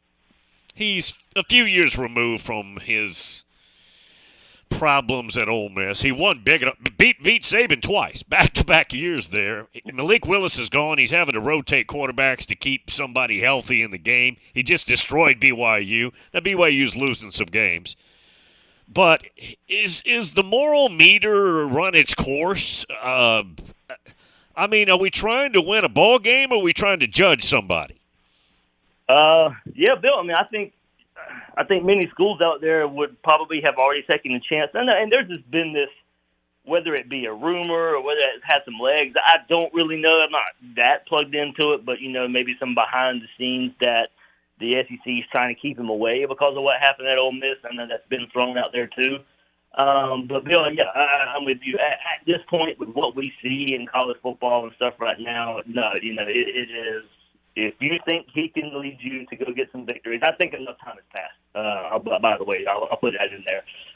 Maybe learn from your mistakes and move on. But I heard you earlier, Bill.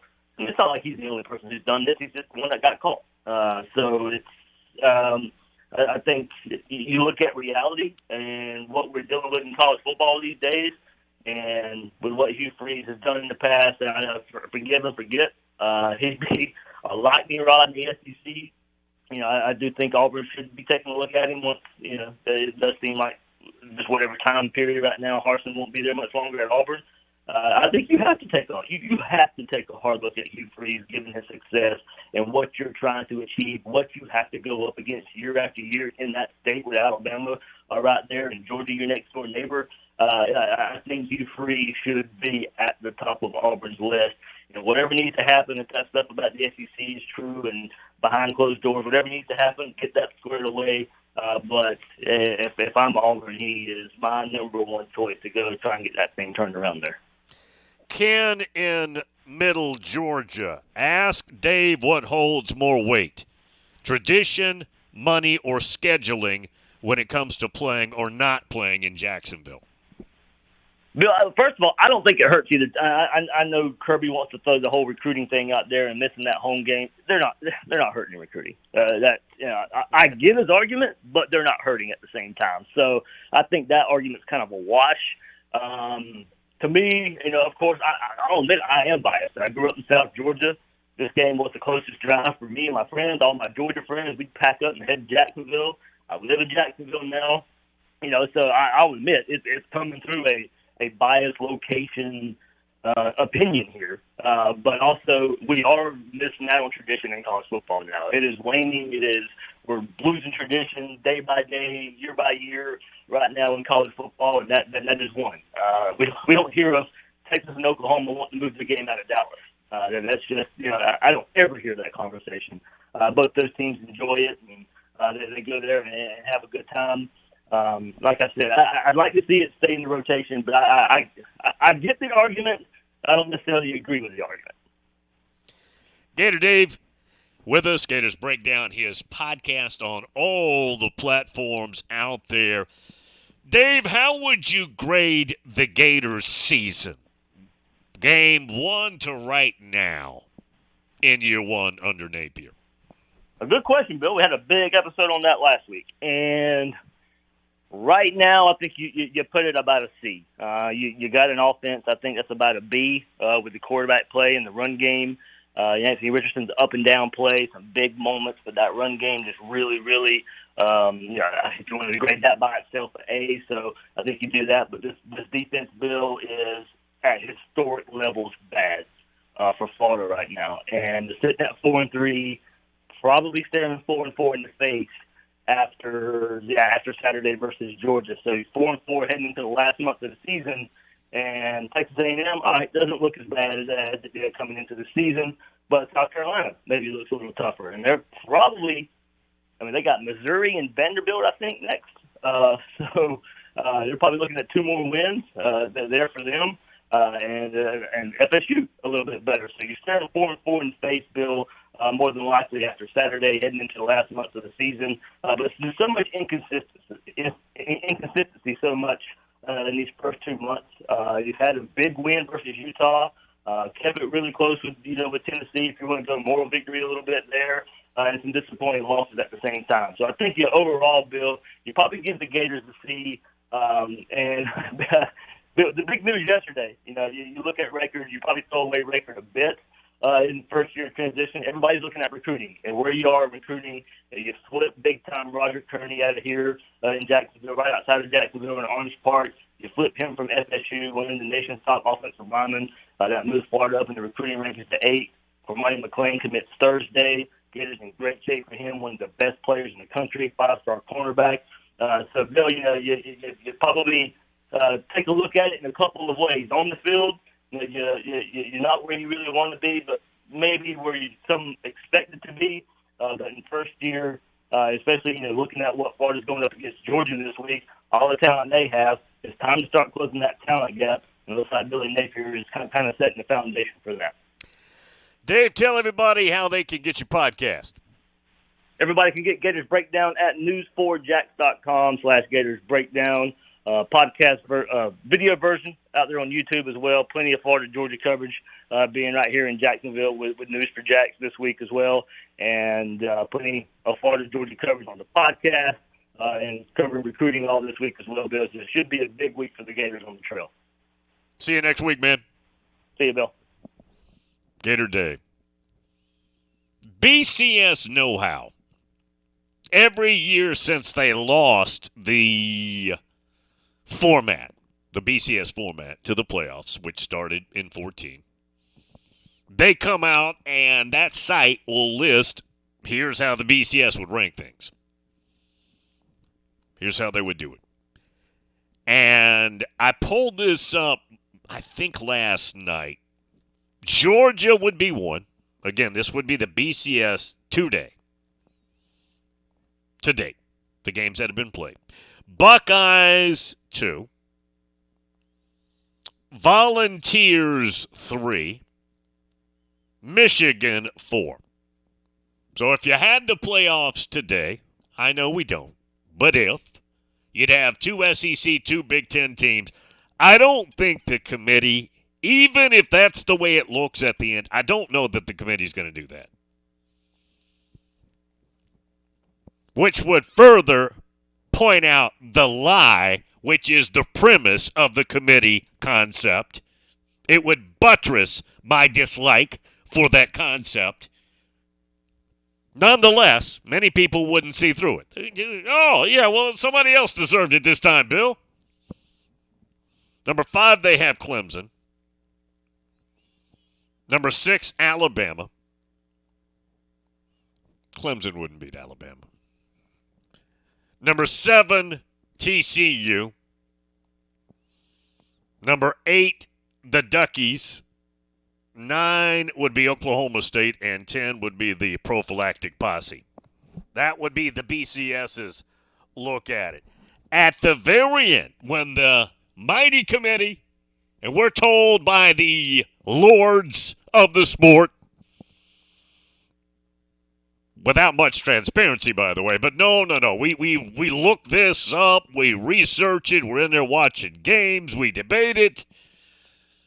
and we come up with the best four.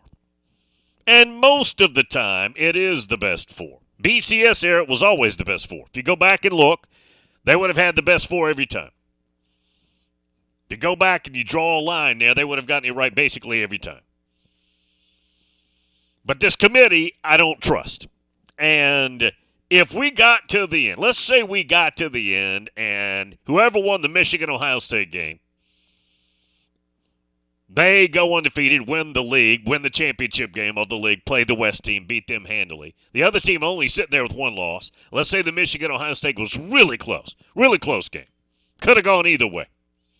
Could make a point for either team. And then the Georgia and Alabama and Tennessee thing. Now, that could be confusing because you could have three teams there.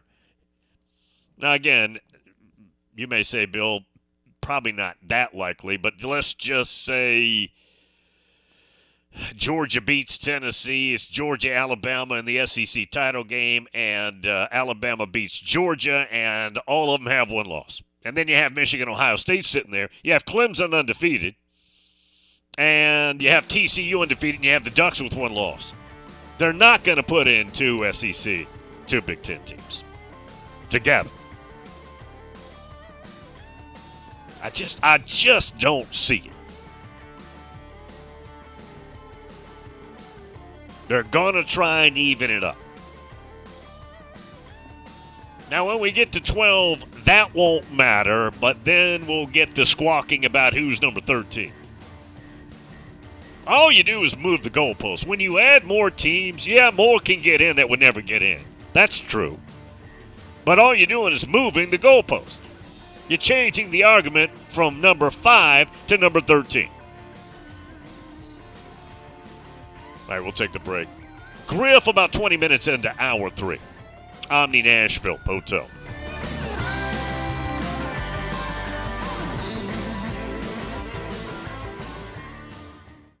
Good morning. A couple of accidents getting some attention right now. We see that heavy traffic on I-40 as you make your way up through Bellevue coming in from Dixon County. It's pretty busy on Vietnam Vets, especially as you get onto that ramp there to 65 going south. Starting to really increase with that traffic volume now around the airport there at Donaldson Pike on that heavy traffic flow coming in on 40 westbound in from Wilson County this morning. Hey, attention dentists. Dental Staff School says they can provide you with qualified dental assistance. Google Dental Staff School. I'm Commander Chuck with your on-time traffic. Now is the perfect time to download FanDuel, America's #1 sportsbook. Join today and get started with $150 in free bets guaranteed. When you place your first $5 bet, that's a free bet back. Your first bet doesn't win. Just sign up with the promo code WNSR. FanDuel has all your favorite bets from the money line to point spreads to player props. You can combine your bets for a chance at a bigger payout with the same game parlay. With live betting, you'll get updated odds on games that have already started. Super easy to use. Don't fumble your chance to get $150 in free bets. Win or lose with the promo code WNSR. Make every moment more this season with FanDuel, the official sportsbook partner of the NFL. You must be 21 years of age or older and present here in Tennessee. First online real money wager only. $10 first deposit required. Bonus issued and non-withdrawable. Free bets that expire in 14 days after receipt. Restrictions do apply. See terms at sportsbook.fanduel.com. Gambling problem? Call the Tennessee Red Line 1-800-889-9789. Hey, basketball fans. The 2023 Commodore Sport Event posters are out and brought to you by these great sponsors: J&J Home Inspection, Joe Link Concrete Construction, Billy's Automotive, Parker Watts Insurance, Armor Concepts LLC, Frederick and Clark Realty LLC, Richard Courtney, Aloco Hardwood Floors, Hargrove Body Shop, Firefly Pediatric Dentistry, Tri-State Cremation. Brought to you and paid for by Prestige Marketing LLC. Visit them online at prestigemarketingllc.com. Lieutenant, can you tell us what happened today? Our officers responded to a crash on I-40 westbound this morning. The driver of a pickup truck lost control of the vehicle, veered left, and went into a ditch. 911, what's your emergency? We've been in a crash. Please send someone. My fiancé is hurt. A front seat passenger was wearing a seatbelt. She survived without injury. The driver was not wearing a seatbelt and was ejected from the truck. He died at the scene. Law enforcement writes tickets to save lives. Brought to you by the Tennessee Highway Safety Office. Five-state forecast. your exclusive Nashville Sports Radio WNSR Sky Scan forecast. For this morning, cloudy and breezy with showers and thunderstorms likely. Winds could gust as high as 40 miles an hour. Showers and thunderstorms likely tonight with a low around 49. Utilizing the resources of the WeatherBug Network on Nashville Sports Radio, I'm WNSR's Chris Stone. Sports Radio WNSR.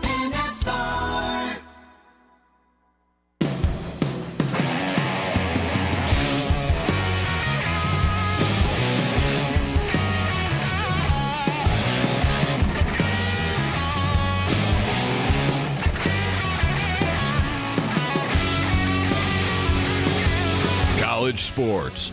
Bill King knows a few things.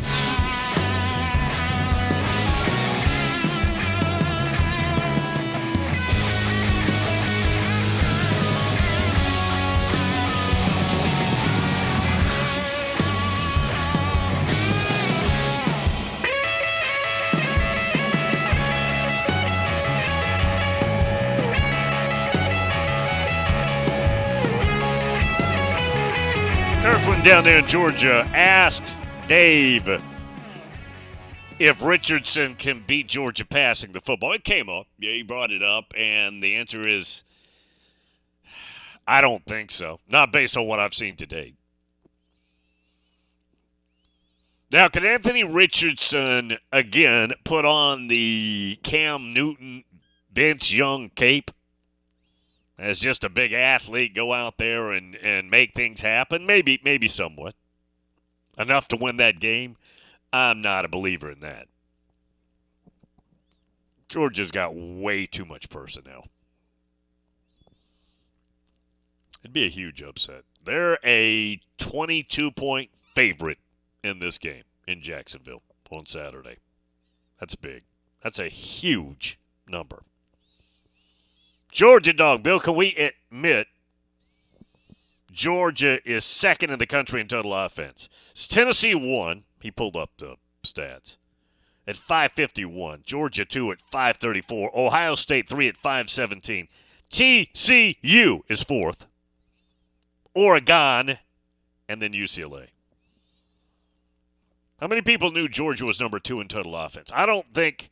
Last week when I was looking at that and it was Ohio State 1 and 2 in those categories, I wasn't thinking about Georgia. So I am a little bit surprised. Now, they've got a really good offense. I'm not suggesting otherwise. Did I know that they were number 2 in total yards? No, I did not. Yeah, I did not.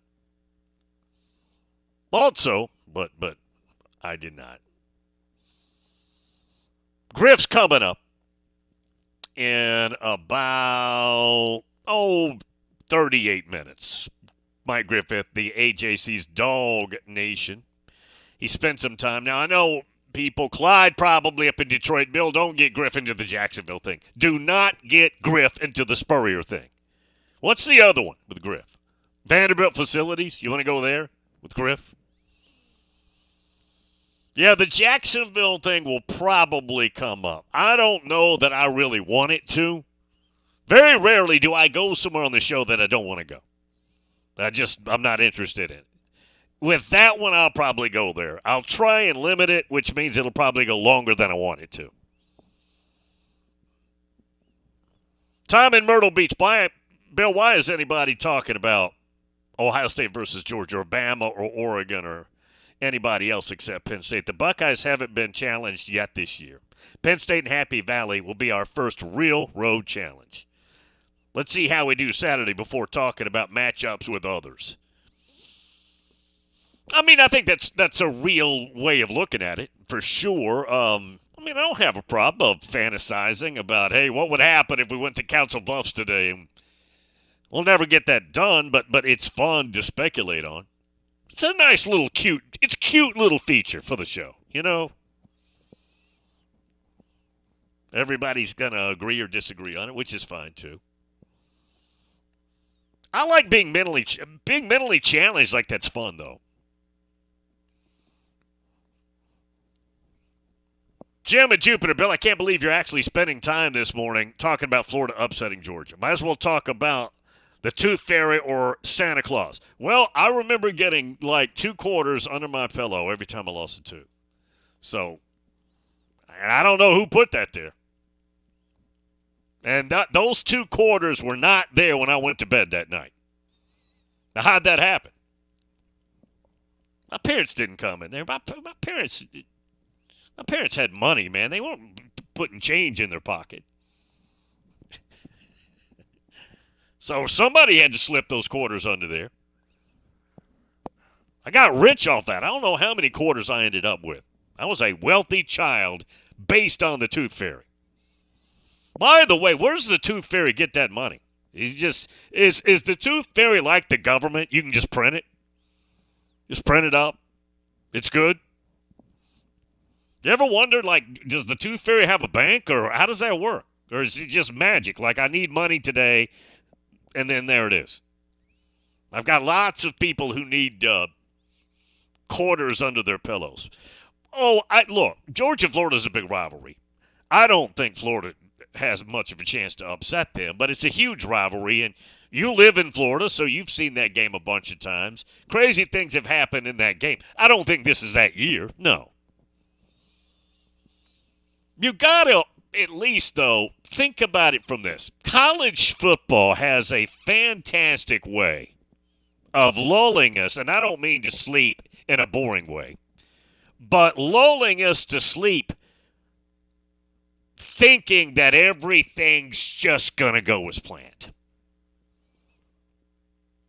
College football is really good at this. You'll go a couple weeks, maybe a few more weeks. Everything's going as planned, right? The right teams, the chalk, this team, and there's always some surprises, but you know what I mean. And then you get complacent with your thinking. I do this. I fight myself over this all the time. You let your mind get set without being open.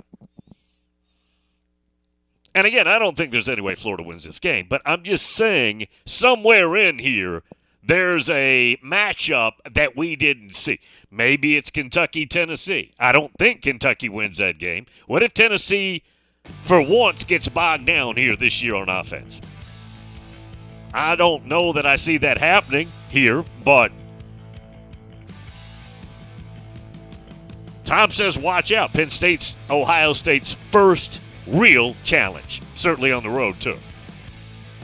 I'm just saying, I do the same thing. I get complacent. I let my mind set these automatics. And I fight it, man. I fight it, and it still happens. It still happens to me.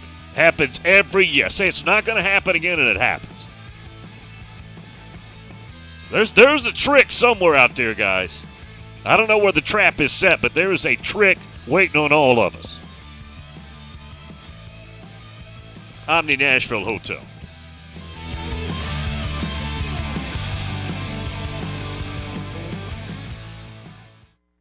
Good morning. An accident involving some injuries over here tying up traffic at Couchville Pike at Bell Road. Again, that's a crash with injuries. Couchville Pike at Bell Road. It's busy where you would expect coming through Mount Juliet right now. The traffic coming inbound out of Wilson County into Hermitage. It's still looking decent right now on 65. Just a little bit busy as you come off that ramp from Vietnam Vets onto 65 there going southbound. Attention dentists, Dental Staff School can provide you with qualified dental assistance. Google Dental Staff School. I'm Commander Chuck with your on-time traffic. Nashville's first curling venue is here at T-Line Nashville. Come check out T-Line Nashville and experience the world's fastest growing winter sport today. Curling is a fun and simple sport that's a perfect outing for friends, corporate events, families, or parties. T-Line also has classic bowling and modern bowling mini games. With over 20 HD TVs, you can come watch your favorite teams and some of the best food and drinks here in Nashville in the large bar and grill area. They also have an outdoor area with a fire pit, and you can't forget the live music. T-Line Nashville is a one-stop shop for a great night out. Located at 106 Duluth Avenue and online at tlinenash.com, you can book your party now or give them a call at 615-439-1024. That's 615-439-1024. And make sure you give them a follow on Instagram and Facebook at T-Line Nash for all the news, events, and updates. T-Line Nashville. Nashville's first curling venue is here. Get a taste of the tropics without ever leaving Nashville at Hawaiian Izakaya. The Heart, voted to have the best creative cocktails in Music City. Located inside Bento Living Chestnut Hill, The Heart is open for breakfast, lunch, dinner, and drinks Tuesday through Sunday, plus brunch on the weekends. Expect fresh, locally sourced shareable plates, poke, yakitori, handcrafted cocktails, and aloha vibes. Visit theheartnashville.com to view the menu and make a reservation today. With 13 locations nationally, including Smyrna, Star Leasing Company is a semi-trailer one-stop shop and the perfect place to build a career as a semi-trailer mechanic. Seeking candidates with all levels of experience, Star Leasing Company has a semi-trailer technician trainee program with sign-on and quarterly bonuses and other opportunities such as $1,000 for having a yearly physical. Package also includes 401k with company match, health, dental, and vision insurance, competitive pay with weekly paychecks, and paid holidays and time off. Star Leasing Company, not your typical semi-trailer leasing company. Visit starleasing.com to learn more. It's a Bill King Show. Johnny Vegas this morning. Again, hey, Bill, is Georgia football going to be any good this year? Asking for a friend. They'll be very good. Georgia has recruited so well that they're better than everybody in the SEC East, even if they lost their roster. Georgia can lose all these players to the NFL draft. Big majority of talent. They're still better trotting out players than everybody else in the SEC East. Weekday mornings beginning at 6 on Sports Radio 560 on 95.9 FM.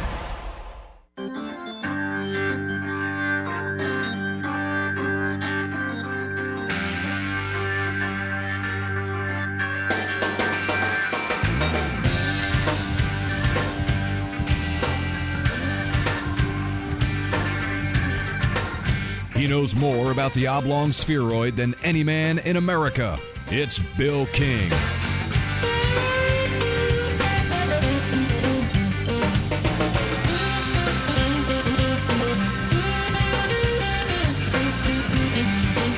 Slide in Detroit. Bill, just go ahead and ask Griff about Spurrier and the cocktail party, and while he's on his rant, we can meet at the Biscuit Bar at the Omni for breakfast. You know what? It probably lasts that long, right? Just kind of set him up and then just put the headset down and just go to the bar, the Biscuit Bar. Yeah, too early to go to the other bar. Need to get some food. Before we get into the Pappies, need to get some food first, right? That's the way I look at it. No Kev up in Chicago. Bill, how long does Virginia Tech coach last? That program has fallen off the planet. And there are many people taking that coach or talking that Coach Prime is going to be an FBS coach next year. Where does he fit? I don't know who gives him the chance. I'm with you. Somebody is probably. I don't know what level that's going to be, but he's going to get his chance. Tell you what, I'll say this about Deion, and I know he has his detractors. This guy, man, takes no crap. I mean, whether it's somebody interviewing him or his team or whatever, Deion does not subscribe to this. This generation you got to be really careful with. They get their feelings hurt. They'll quit on you. They'll transfer on you. You can't scream at them. You got to be real delicate with this group. This generation, you just can't do it like Deion don't play that crap. I like that. Now, again, do I know what kind of head coach he would be if you gave him a solid to upper echelon D1 gig? Don't know. I'll say this, I'm not as quick to criticize that idea as I might have 2 years ago or something. It wasn't long ago he's coaching a high school team in Texas, right? They came to Knoxville to play. Remember that game was on TV. Brent and Macon, Bill, the 22-point spread at the cocktail party is the most since they've been doing spreads in this series. 95 And in 2001, the Gators were a 15-point favorite.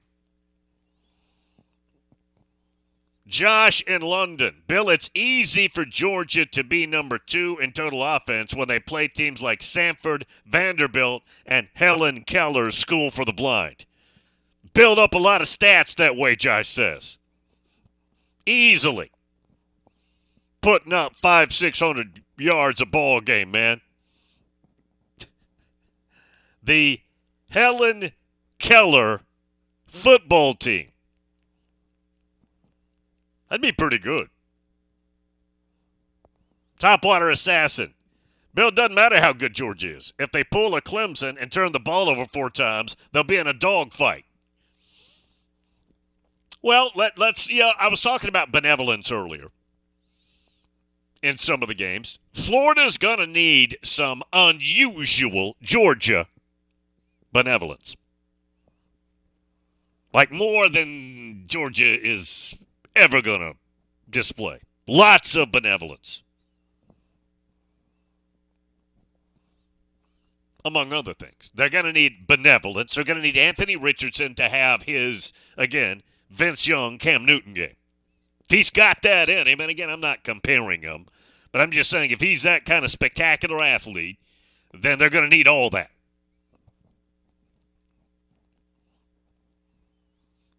Vince, who's a big Michigan fan, not trying to look ahead to the game, but Ohio State and Michigan, I've been looking ahead to it for weeks. Said there's some trap games in there before we get to that game. Michigan versus Illinois, Buckeyes at Maryland.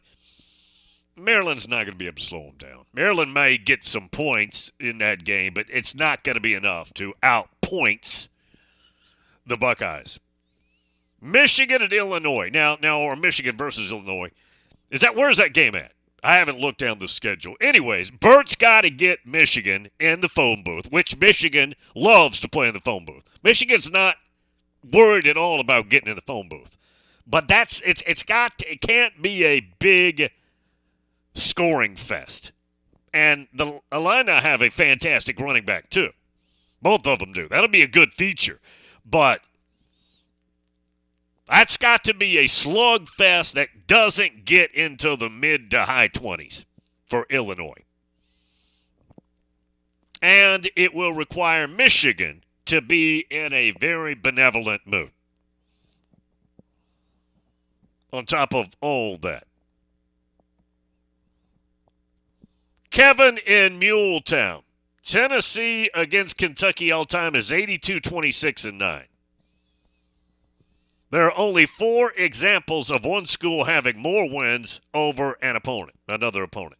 Nebraska, 91 wins over Kansas. Oklahoma, 90 wins over Oklahoma State. Nebraska, 86 over Iowa State. Alabama, 85 over Mississippi State.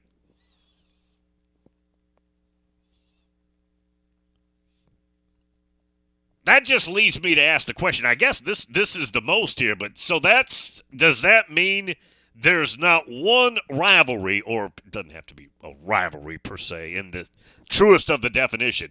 There's not a series where one team, college football now, D1, has 100 wins over the other. I mean, we've only been playing a lot of these teams 100, 120 years. Not enough time's passed. All right, that's the top of the hour. Market's down about $1.40 right now on this Tuesday early. About 30 minutes out on the launch of the market. Griff about 20 minutes out. Can't wait to get to him. We'll talk cocktail party, among other things. Omni Nashville Hotel.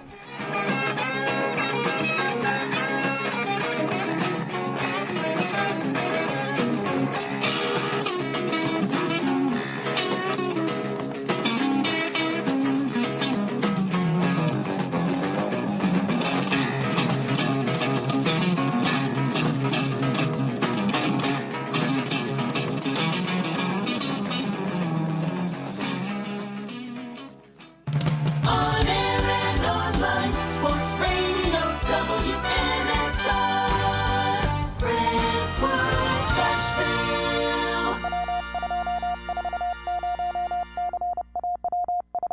ABC News, I'm Elizabeth Schulze. Adidas has ended its partnership with the rapper formerly known as Kanye West over his offensive and anti-Semitic remarks. The move comes after Ye was kicked off Twitter and Instagram. Britain's new prime minister is promising to place economic stability and confidence at the heart of his agenda. Rishi Sunak, who said of his predecessor Liz Truss, who resigned after just 44 days in office. She was not wrong to want to improve growth in this country. It is a noble aim. And I admired her restlessness to create change. But some mistakes were made. Sunak outside 10 Downing Street today. Israeli forces raiding the stronghold of an armed group in the occupied West Bank's second largest city, blowing up a bomb lab and engaging in a firefight this morning. This is ABC News. It's easy to think all money managers are pretty much the same, but at Fisher Investments, we're clearly different. Different? How? You sell high commission investment products, right?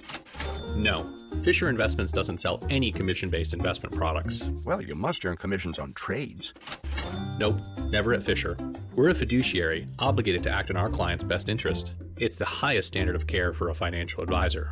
How do you know what's in their best interest? We get to know our clients and then tailor a portfolio based on their goals and needs. But you probably sneak in some hidden and layered fees. No, we have one transparent management fee, structured so we do better when our clients do better. Wow, you really do look out for your clients. That's because our top priority is helping them achieve a comfortable retirement. It might be why most of our clients come from other money managers. Visit FisherInvestments.com to find out why investors like you switch to us. Fisher Investments. Clearly different money management. Investments and securities involve the risk of loss.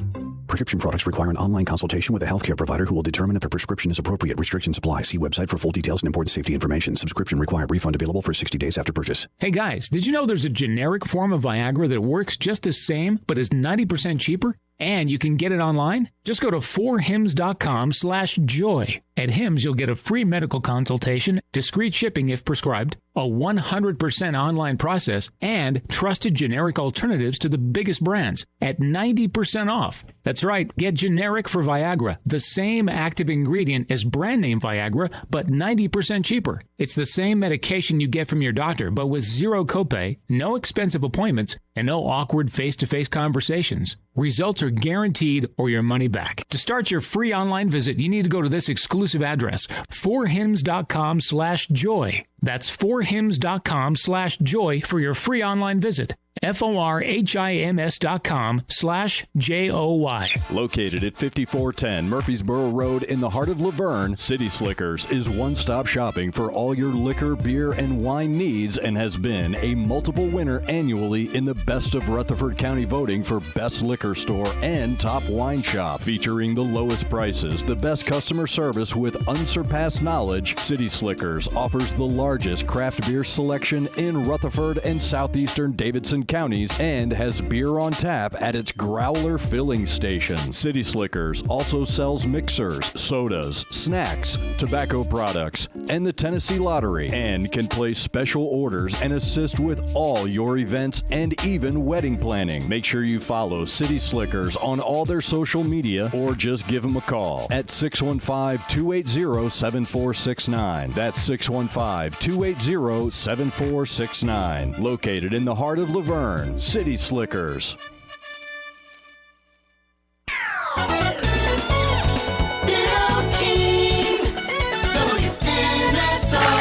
It's the Bill King Show. He was like a god walking amongst mere mortals. Go get it, dog. I'm a man. He had a voice that could make a wolverine purr. Ida is sitting on a firecracker. And suits so fine, they made Sinatra look like a hobo. It's a fantastic day for the United States of America. It's the Bill King Show. Red 7! I don't know what Red 7 means. Brought to you by Omni Nashville Hotel, 5th Avenue, downtown. Hot rock! That's what we call a sack lunch! I do have a very particular set of skills. Skills that make me a nightmare for people like you.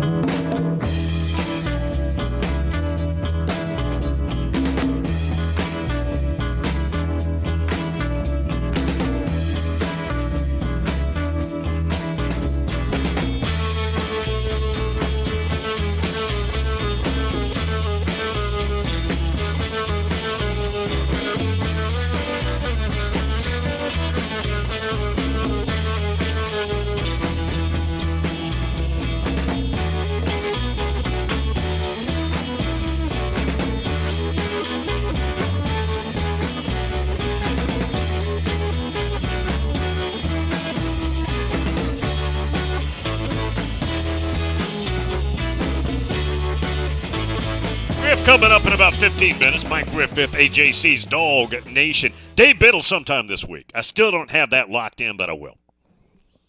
I promise you. Should have a link any day now for the Commitments hotel room situation at the Omni. You need that link. Do not call the Omni and get a room. Use the link. I don't have it for you yet, but I will. You will not get left out. Looking forward to it. That's on the 13th and 14th of December. Remember, Commitments this year is not synced up with the 72-hour signing period. That's a week later. 13th and 14th is when we will do Commitments, and both days are so much fun.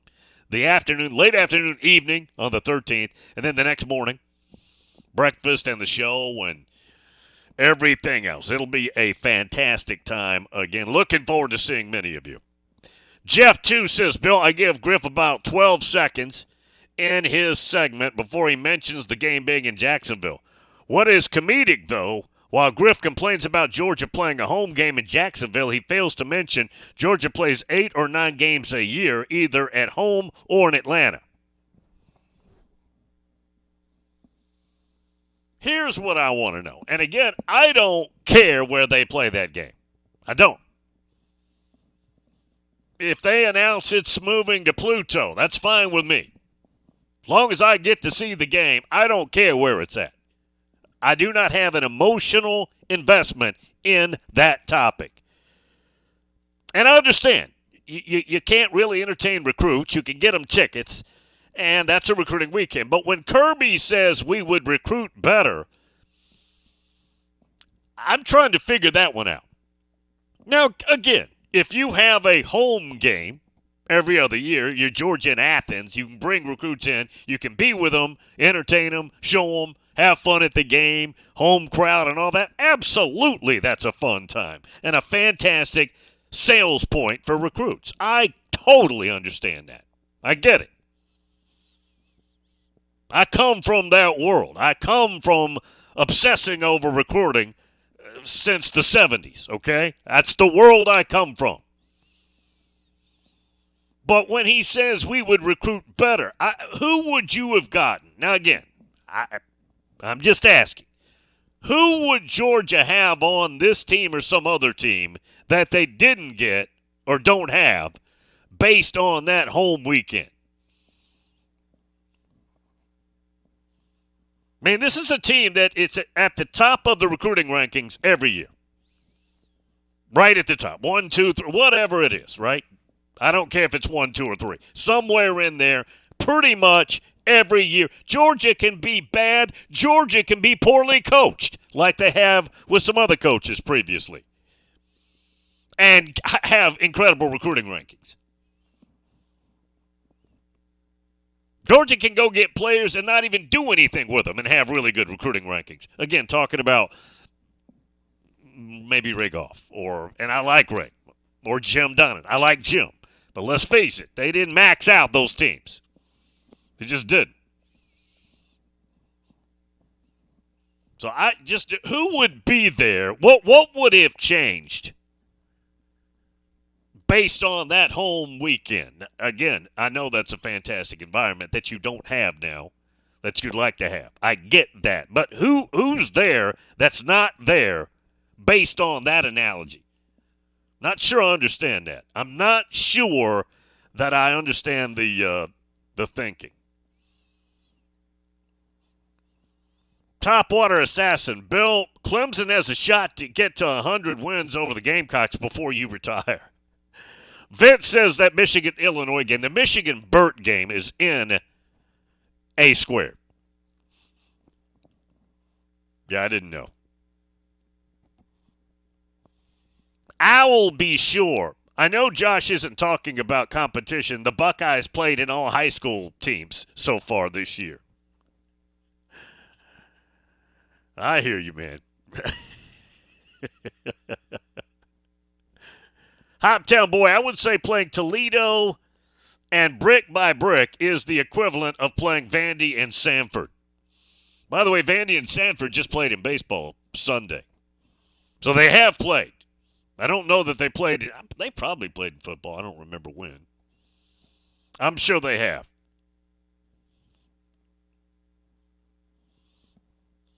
L-Dog down in Peachtree City. Good friend. Bill, this is the golden era of Georgia football. It can be argued that Kirby is already the best coach in Georgia history. Georgia stays at number 1 in the AP poll. This is the 30th week Georgia has been ranked number 1 since the poll started in 1936. Under Kirby Smart, Georgia has had 15 weeks ranked number 1. From the beginning of the AP poll, which again was 1936 to 2016, before Kirby. All those years before Kirby, 15 weeks ranked number 1. In all those decades. Kirby's already tied that. And probably will be number 1 next week again, which beats that. That's an interesting stat now. That is a very interesting stat. Alan in Tampa. Bill, my son got our plane tickets today for commitments. Looking forward to it. To seeing Alan and company. Always a pleasure to have him up here. We have a good time. I'll be down in his world right after commitments. Matter of fact, that same week, I go down to Tampa, St. Pete. Yeah, we're heading that way. We're heading to the beach, man. Just saying, looking forward to it. Yeah, appreciate that, Alan. And we'll have that link up here soon. Jim and Jupiter. Bill, the Corona Bros got in the way of commitments, so now we have to come hard in great numbers. We need the biggest and best commitments ever, December 13th and 14th. You are right. No, Kev. Bill, would Kirby be fine if they switched off between Atlanta and Jacksonville?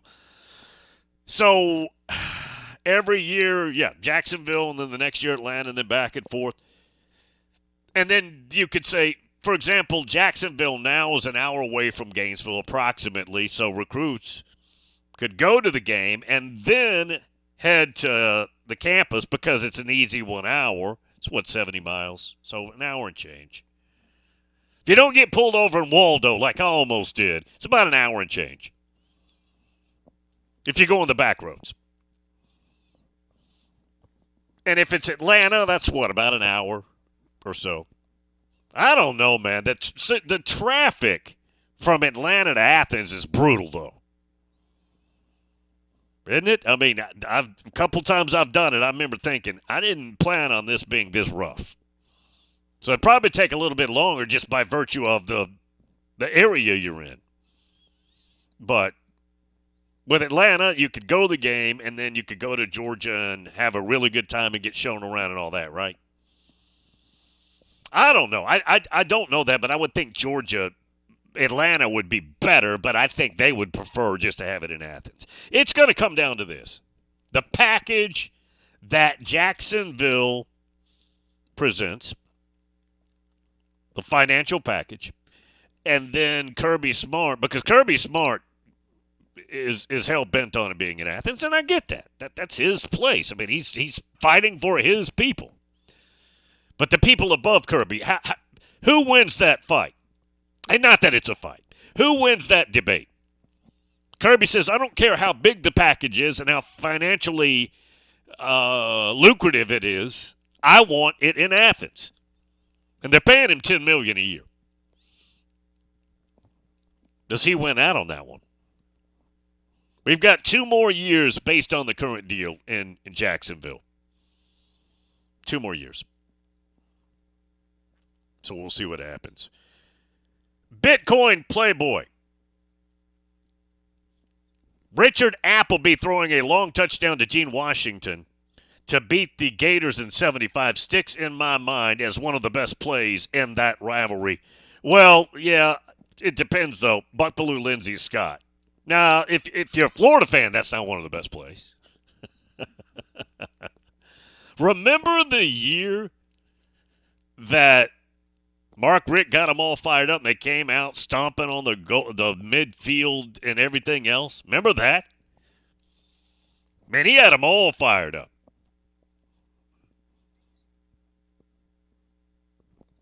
Yeah, all fired up. Jeff, too. Bill, in the past, Griff said Georgia should stop playing Georgia Tech. Please ask his rationale as to why. I think Griff is intelligent, but Georgia over Georgia Tech is a 99% win probability annually, with Georgia playing an hour from campus in front of 90% Georgia fans when at Tech. I don't think that's his philosophy. That's what he thinks. I don't think that's going to happen anytime soon. Now, I will say this. They have not announced this, but they're going to announce it. They're going to 9 games. Now that the playoff is firmly a go, other than the exact year, SEC can go to 9 games. If they weren't going to expand, which was not the case. But let's just make it up. Let's just say they decided not to expand, and they're going to keep it at 4. SEC doesn't go to 9 games. This was all dependent, no matter what anybody tells you, on the expansion to 12. 9 games isn't going to hurt you if you lose an additional game. So it's not going to hurt them to go to 9. No way they do that if, for some reason, they didn't expand, which there was a 100% chance they were always going to expand. Once you go to that format, y'all, there's only 2 conversations. How many more teams? How much more money? That's it. Very simple. 2 very clear conversations. None other matters. All right, Griff, when we come back. Hang in there, everybody. Tuesday, Omni Nashville, where Commitments is going to be. Hotel.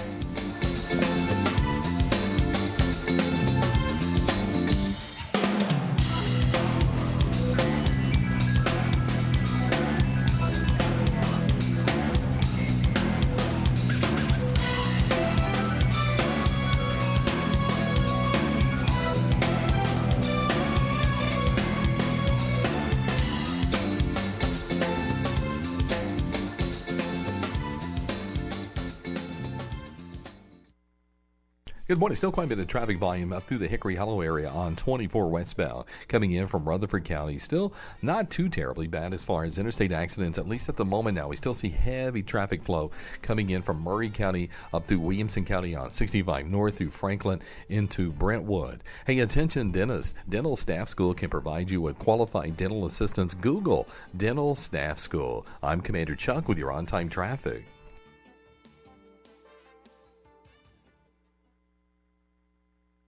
Hey guys, it's Zach. Now is the perfect time to download FanDuel, America's #1 sportsbook. Join today to get started with $150 in free bets guaranteed when you place your first $5 bet. That's free bets back if your bet doesn't win. Just sign up with our promo code TAS. There's so many great deals. You can combine your bets for a chance at a bigger payout with the same game parlay. And you get paid your winnings fast. All on an app that's safe, secure, and super easy to use. Don't fumble your chance to get $150 in free bets, win or lose, with promo code TAS. Make every moment more this season with FanDuel, official sportsbook partner of the NFL. In the state of Tennessee, you got to be 21 and up and present in Tennessee. First online, real money wager only. $10 first deposit required. Bonus issued as non-withdrawable free bets that expire 14 days after receipt. Restrictions apply. See terms at sportsbook.fanduel.com. Gambling problem? Call the TN Red Line, 1-800-889-9789.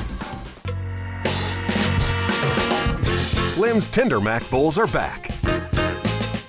We start with a 3-cheese blend to make our delicious mac and top it with chopped hand-breaded tenders and Colby Jack cheese. Try the Tender Mac Bowl meal or the Buffalo Tender Mac Bowl meal, both served with Texas toast and a medium drink. But hurry, they're only around for a limited time. Download the Slim Chickens app to order and earn rewards. Hey, it's Sammy Kincaid, host of Power Hour with Sammy Kincaid. Every Saturday morning from 9 to 10, listen in as I highlight women in sports from high school to the pros, athletes and administrators. And you know what? Let's talk some ball with women covering the game across the country. Power Hour with Sammy Kincaid is every Saturday morning. Listen in on Nashville Sports Radio from 9 to 10 a.m.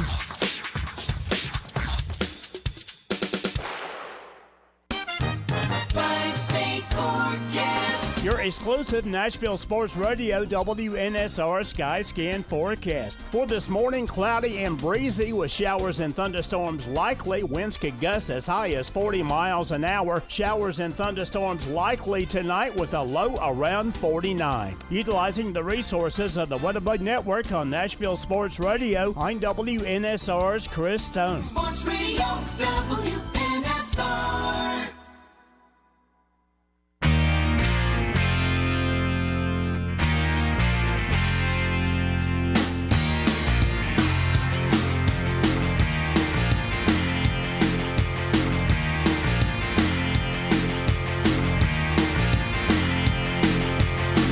Bill King is the king of college football, and his sample size is large. Just ask him.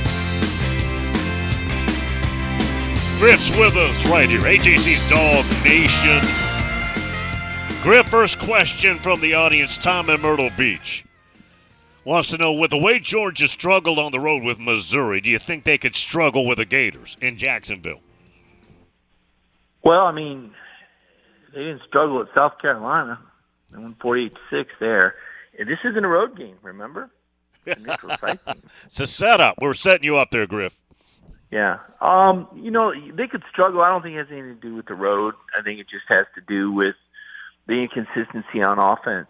Not sure about the status of their best receiver, A.D. Mitchell. I think he'll be back, but Kirby hasn't announced that. Offensive line has done pretty well. Stetson's done pretty well. But, a lot of it just has to do with how Florida plays. I mean, Florida's proven they can – when Florida's at their best, they play pretty good football. They've also had moments where they've had lapses. So this is a really tough game to call, but I don't think anything's out of the realm of possibility in this game. Griff, since they've been keeping the stats on the spread, this is the most either team's ever been favored, like 3 touchdowns. Yeah. Yeah, circumstance. I mean, Georgia's sitting here 7-0, and Florida's 1-3 in the league. I don't think Georgia's 22 points better than Florida. When Georgia's been really efficient. Okay, so you look at it like this: if every team has a scale of 1 to 10 on how they perform, I think Georgia's been really efficient. They've been playing at a 9 to 10, 8 out of 10. Georgia hadn't really. When they've had bad games, it's been against, kind of mediocre competition. This is a really efficient team. It's not a dominant team, though. I mean, this isn't a team that just, you go back and, like you said, you brought up Missouri, they're down 10, right? It took them, 4 possessions to score against Auburn. I think they beat, Kent State, 39-22. I mean, this isn't like last year's team that was just demolishing, overwhelming every opponent. But they're efficient. They're good. They're well coached. Florida, kind of all over the map. First-year coach, lack of depth on defense, dynamic quarterback without much of a supporting cast. That's why I said this game is really hard to peg.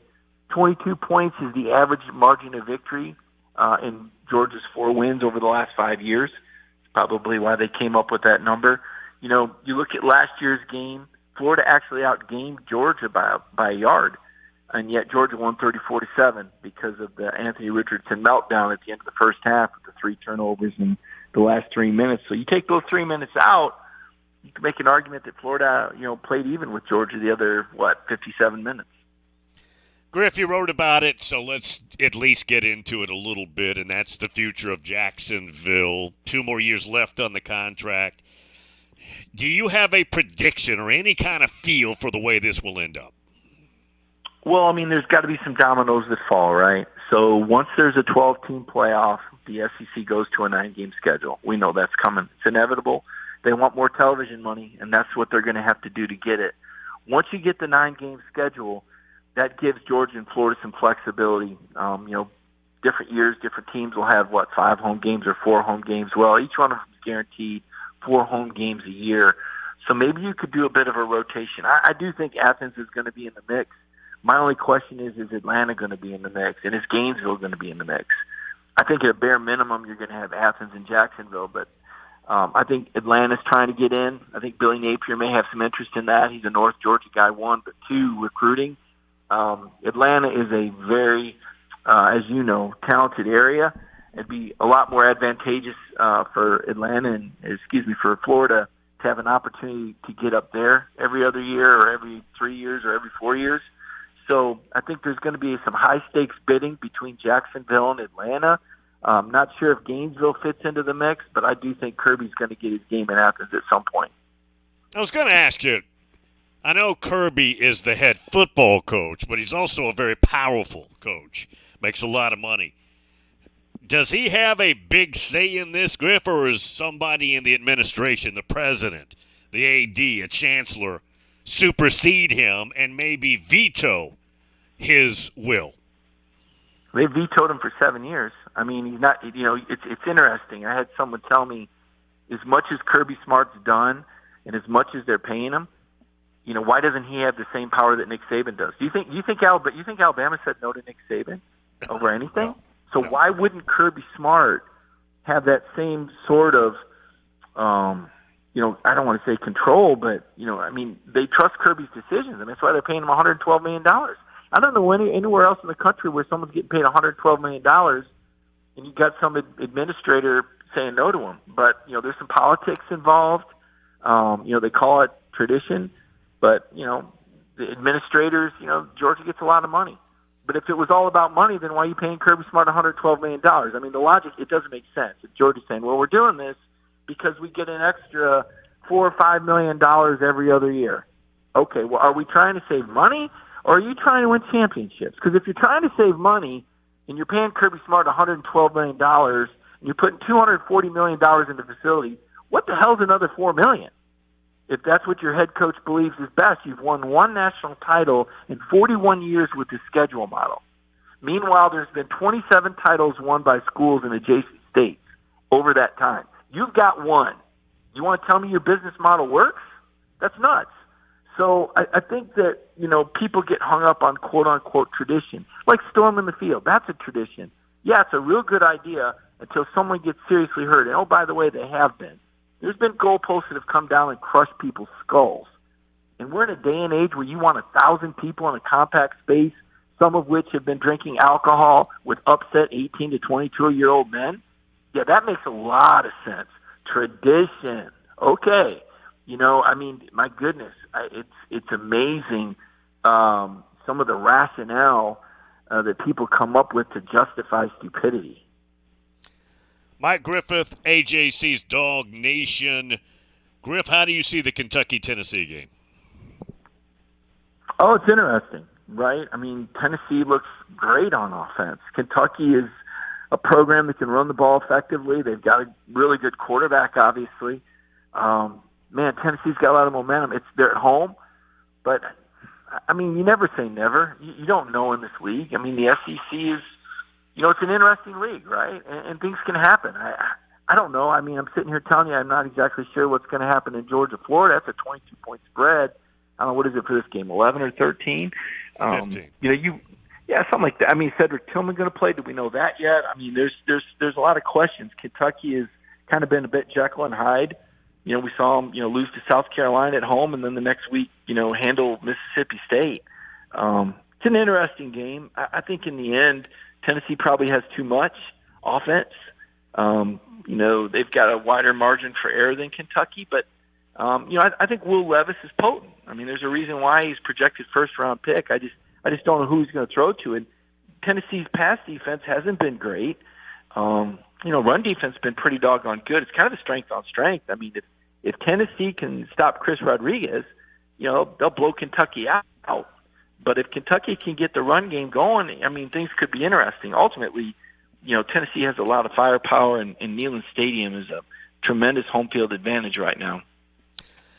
You had an interview with Jeremy Pruitt, and, of course, he's been on your podcast, too, about this Georgia-Florida game. And he said, and I'm just paraphrasing from your article, Griff, you can specify better, he just thinks Florida runs out of steam in the second half in this matchup. Yeah, we do that show every Monday with Jeremy, and, it's kind of what Florida, it's kind of been their MO this year, right? They play well early, and, they just lack depth. And Anthony Richardson just, doesn't have a whole lot. And yet, Anthony Richardson was thrown into the end zone in Neyland Stadium with a chance to beat Tennessee in the last minute.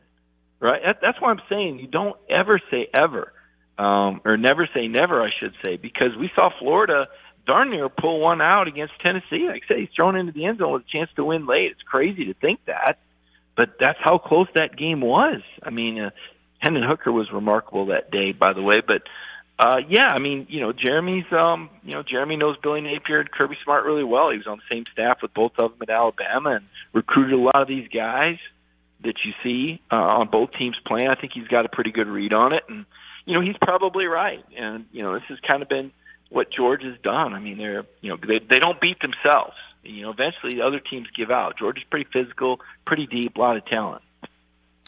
Is Jeremy surprised at how, in about a year and a half, Josh Heupel has Tennessee, at least in a conversation about being in the playoffs? No, not at all. He recruited Hendon Hooker. Everybody gets amnesia. A lot of those guys on the team Jeremy recruited, including Hendon Hooker. There's a reason Jeremy went out and signed Hendon Hooker, right? I mean, it's quarterback has a lot to do with every team. In fact, one of the things he said last night is, what if you put Hendon Hooker on Texas A&M's team? What's their record right now? Right? Yeah. And so, but he didn't get to, obviously, he didn't make it to the fourth year. Or what would it look like with Jeremy Pruitt and Hendon Hooker? I don't know. You play those what-if games, but that's not, he's not sitting around talking about that. I mean, he wants these guys to do well. He mentioned how the Tennessee receiver's dad called him the day before the game, said, "Hey, do you think they're gonna?" Well, Jalen Hyatt's dad called him, "Think they're gonna double team, my son?" And Jeremy said, "Yeah, they probably will." And then Alabama did, and the guy scored 5 touchdowns. These people, people don't understand. It's a coach gets fired, and it's not like they get fed to the wolves and just disappear from society. There's relationships built. And business is business, and there's a reason why Jeremy was fired. And, he's moved on. He coached last year in the NFL, and then that Giants staff that he was on got fired. And, now he's taking a year with his family, hitting the reset button and, taking time with his kids. He still likes talking football. He still follows it. He's friends with all these guys. He's got friends on every staff. He was roommates with Will Friend and Freddie Kitchens. And Will's down there at Auburn, and Freddie's over there at South Carolina, and played ball at Alabama with them. Of course, he played at Middle Tennessee before he transferred down to the Tide. And Jeremy Pruitt is a well-connected guy and a well-respected guy in football circles. The head coaching stuff is, sometimes it works, sometimes it doesn't. I mean, what did Jimbo Fisher say? There's always been NIL deals. You just didn't know about them. Well, at Tennessee, they found out about them, and Jeremy got fired. For the other 95 coaches that are doing it, they didn't get caught, and they didn't get fired. So, it is what it is, right? Let's just keep it real here, Bill. Jeff, got about 2 minutes, Griff. Ask Griff when Nashville gets their new Dome Stadium that opens in 2026, if he'd be okay with the SEC title game moving there to make it a more neutral site. Sure. I mean, I don't care.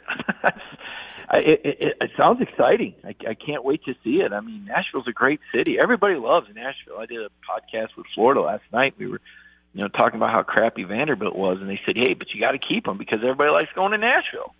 I mean, that's the only reason Vanderbilt's still in the league. You got to know that. If they were in the Tri-Cities, they'd have been gone a long time ago, or Memphis. They would never got. But Nashville, it's just weird to me that. But I had somebody tell me that Vanderbilt really doesn't want to be good at football. They don't want what comes along with being good. If they can sit back and grab a $40 or $50 or $60 million share every year from the SEC and put this little effort into it, they're fine with that. And the fact is that Vanderbilt is a great academic institution. It's got a great medical institution, and it does incredible things for people in our community, and I admire and respect all that. I guess I'm just a guy that gets greedy that says, I want it all. They can still be a wonderful community, hospital and help produce all these wonderful, intelligent people that serve our society and make us better in so many capacities, and have football like Stanford or like Northwestern. But that's not what Vanderbilt wants. As far as the location of the SEC title game, I mean, part of the reason Atlanta appeals is its central location and the airport. Everybody can get there in one flight. That makes it pretty convenient. You might want to get, a little bit more just southwest at Nashville. I don't know if you look at the prices of trying to fly there. And also they gouge the hell out of you on hotels. Not all of them, but some. And so it's become a very expensive city, and it's a very difficult city to get to because the airport doesn't match Atlanta. So part of the reason that you go to Atlanta is because of how easy it is to get to, and it's more centralized. But I would be fine with Nashville personally. It's not coming out. Dime doesn't come out of my pocket when I go to the game. My trips are paid for. I'm all for it. I think Nashville's. I used to love staying in downtown Nashville back when you could get a room for under $250 a night on my own time. Griff, safe travels. We'll see you next week. Appreciate it, Bill. Mike Griffith, AJC's Dog Nation. I love having Griff on, man. I do. Doesn't matter what he says. I don't even care. It's just Griff. The response I get from Griff and the people who hear Griff is fantastic. The outrage I get sometimes about Griff is wonderful. I mean, that's why you do Griff. That's why you put Griff. He's talking to Jeremy Pruitt, man. No, Pruitt does his podcast. I think almost every one of them.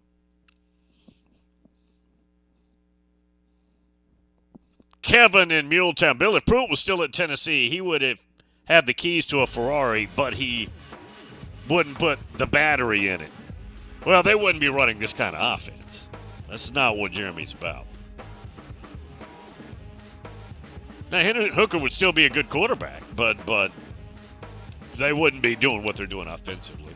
You may say, well, Bill, they might be tightening up a little bit better defensively, though, too. Well, maybe so, but I don't think anybody in Tennessee wants to go back after what happened. All right, we'll get the break. Hope you're having a good one, everybody. Tuesday edition. Omni Nashville Hotel.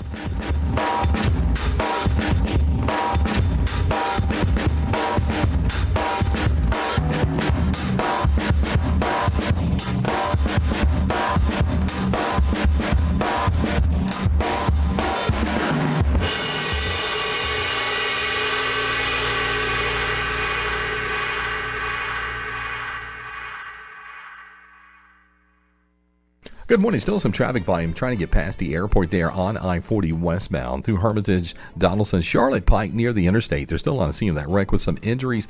Bell Road at Couchville Pike, that's trying to recover from a wreck we had earlier. Traffic still moving right now, but it's heavy 65 northbound coming up through Franklin into Brentwood. Hey, attention dentists, Dental Staff School can provide you with qualified dental assistance. For more information, Google Dental Staff School. I'm Commander Chuck with your on-time traffic. It's a scorcher out there, but we've got tips that'll keep you chilling this August. Tip number 1, keep your AC in peak condition. Tip number 2, drink lots of fluids. Tip number 3, go for refreshing top prizes up to $1 cool million by playing all new August Insta games from the Tennessee Lottery. All of these exhilarating games can lead to cold hard cash. So head to the shade of your nearest Tennessee Lottery retailer and enjoy some game-changing fun today. Only from the Tennessee Lottery. Please play responsibly.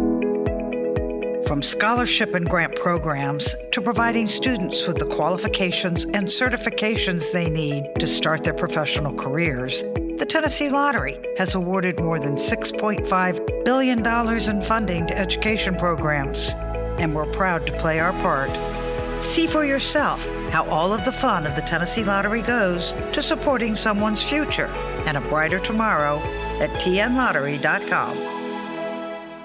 Greg Pogue back once again to tell you about Bongo Java, Nashville's oldest and most celebrated coffee company, now also located in the Omni Nashville Hotel. Reward yourself for surviving Nashville traffic with fresh, locally roasted coffee, classic handcrafted espresso drinks, and fresh baked goods all day long. And free Wi-Fi, so you don't have to work from home. Number 1 in customer service. You made it through the traffic. Reward yourself with a perfect pick-me-up at Bongo Java. Fresh coffee, delicious treats, great atmosphere. Open 6 a.m. until 2 p.m. daily. Bongo Java at the Omni Nashville Hotel. Did you know there's a place where you can get good neighbor service and surprisingly great rates on home and auto insurance? Yep, and that place is, ta-da, State Farm. Here's the deal. State Farm agent Austin Hardy is your go-to agent in the Middle Tennessee community for the service you desire at the price you want. So stop shopping around. State Farm agent Austin Hardy has you covered. Call 615-810-9999 for your surprisingly great rates today. Like a good neighbor, State Farm is there. Individual premiums will vary by customer. All applicants subject to State Farm underwriting requirements.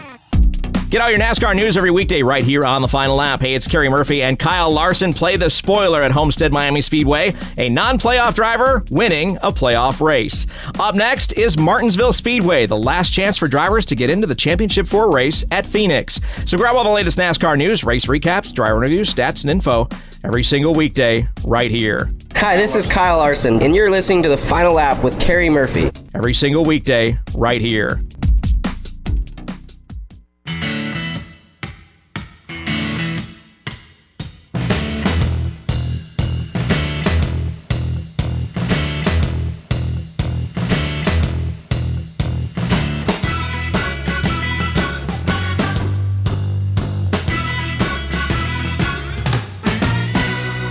While working, he eats kale and pets a cat. Bill King is a multitasker. Bo on Twitter, and then we'll take the call, says, hey, Bill, I'm in before Cosby calls and rips Griff for carrying water for Pruitt. Cosby Cattleman, welcome in. Crank up those Osborne Brothers, but crank up the Young and the Restless theme song, Bill, because I got some Tennessee soap opera stuff for you today. Let me have it. I'm ready.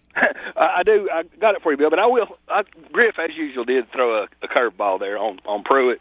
You know, Bill, Pruitt's yesterday's news and all that, but I'll never understand why he kept trotting Gitmo out there. Either he didn't have another quarterback. A lot of people thought Gitmo had something on him, and they were holding him ransom.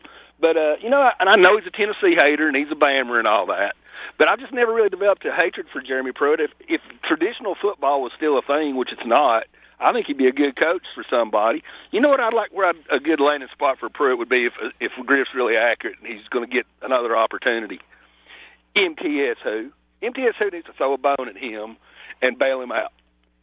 I think it'd sell a lot of tickets. It'd probably be a headache for Tennessee having him in state like that. But and I know Stockstill had the big win over Miami this year. But if you look at Coach's Hot Seat, the show's favorite website, Stockstill's on the edge of the hot seat again.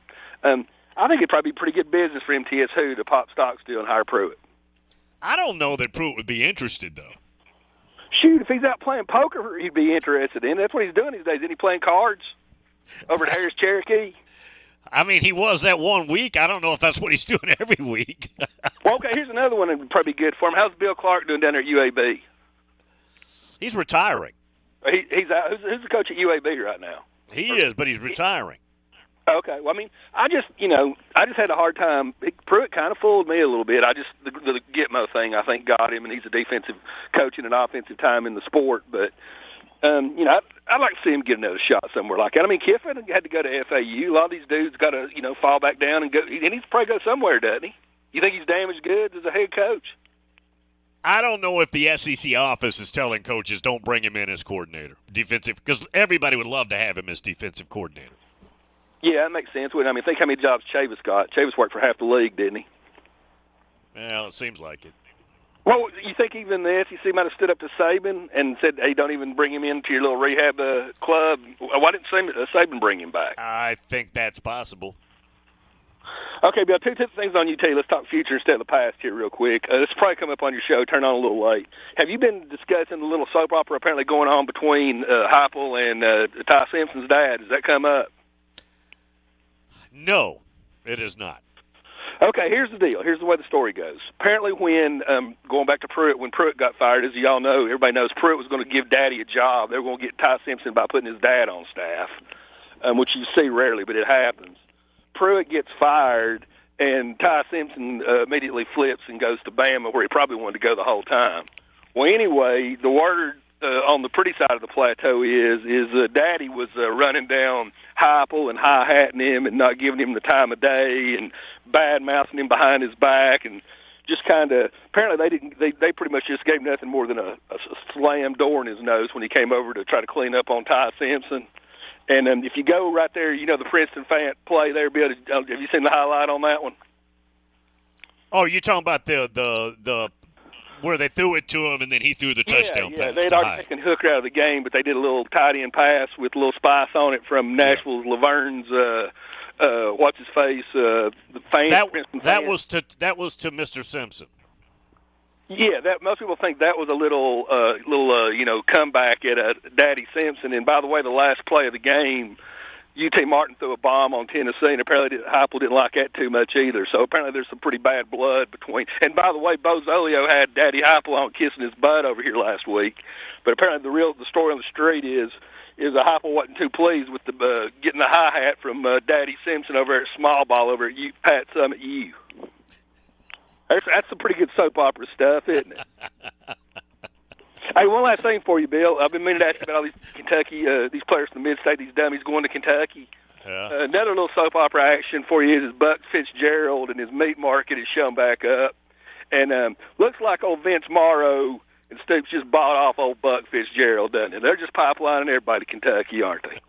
They got called out for it. Buck Fitzgerald wants to come over here to eat the training table and lay in the players' lounge, and then turns right around, pipelines all those dudes to Kentucky. Hell, Buck Fitzgerald's probably over eating brisket in your living room every Saturday, isn't he, Bill? Ribs, mainly ribs. Yeah. Pushing all those dummies to Kentucky. I can tell you the number one junior in the state I don't think's going there. Well, what's that dude? I got 7 or 8 players I want to call you about from in-state, Bill. I'll clear out. But don't they got a commitment in-state again? What's that dude, pretty receiver or something for this cycle? It's his older brother. Name? It's his older brother. What's his name? His name is Nate. Okay, no, but I'm talking about the dude in this class. Doesn't Kentucky have a commitment for this cycle too? Oh, from here? Yeah. I'd have to look. I don't know. I don't think so. Well, if that dude, I'll get you the name. But you can get it on 24/7. If that dude turns down Josh Heupel's offense to go up there to play for defense Stoops, I got to go Barbara Dooley, Bill. He's dumber than hell. See you, Bill. All right. I was hoping he'd go there with that Simpson thing. I hadn't had time to. That hadn't even been on my mind. That is so funny. God, that is so funny. Yeah, that is a theory. And how many people are watching Tennessee Martin in Tennessee in this audience? Probably not many. Particularly if you're not a Tennessee fan. Obviously, if you're a Tennessee fan, you probably had it on. Anyways, there's a play. Tennessee's up 50 or whatever it is, where they throw it out to the tight end, who then throws a bomb to Jalen Hyatt, who is not even that far down the field, and he's 20 yards in the clear. By the way, he juggled the ball like 3 or 4 times and then pulled it in. He could have stopped and crawled in from the 20. He was so open. And the thinking, that was a little bleep you to Mr. Simpson, who's the head coach at UT Martin. Little signal, little sign to him.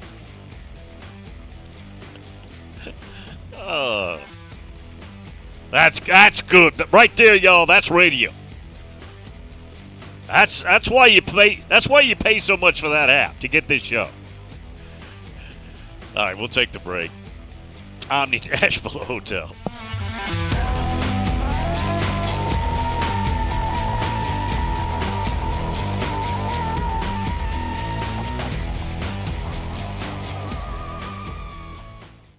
Good morning. Still some traffic volume trying to get past the airport there on I-40 westbound through Hermitage, Donaldson, Charlotte Pike near the interstate. There's still on the scene of that wreck with some injuries.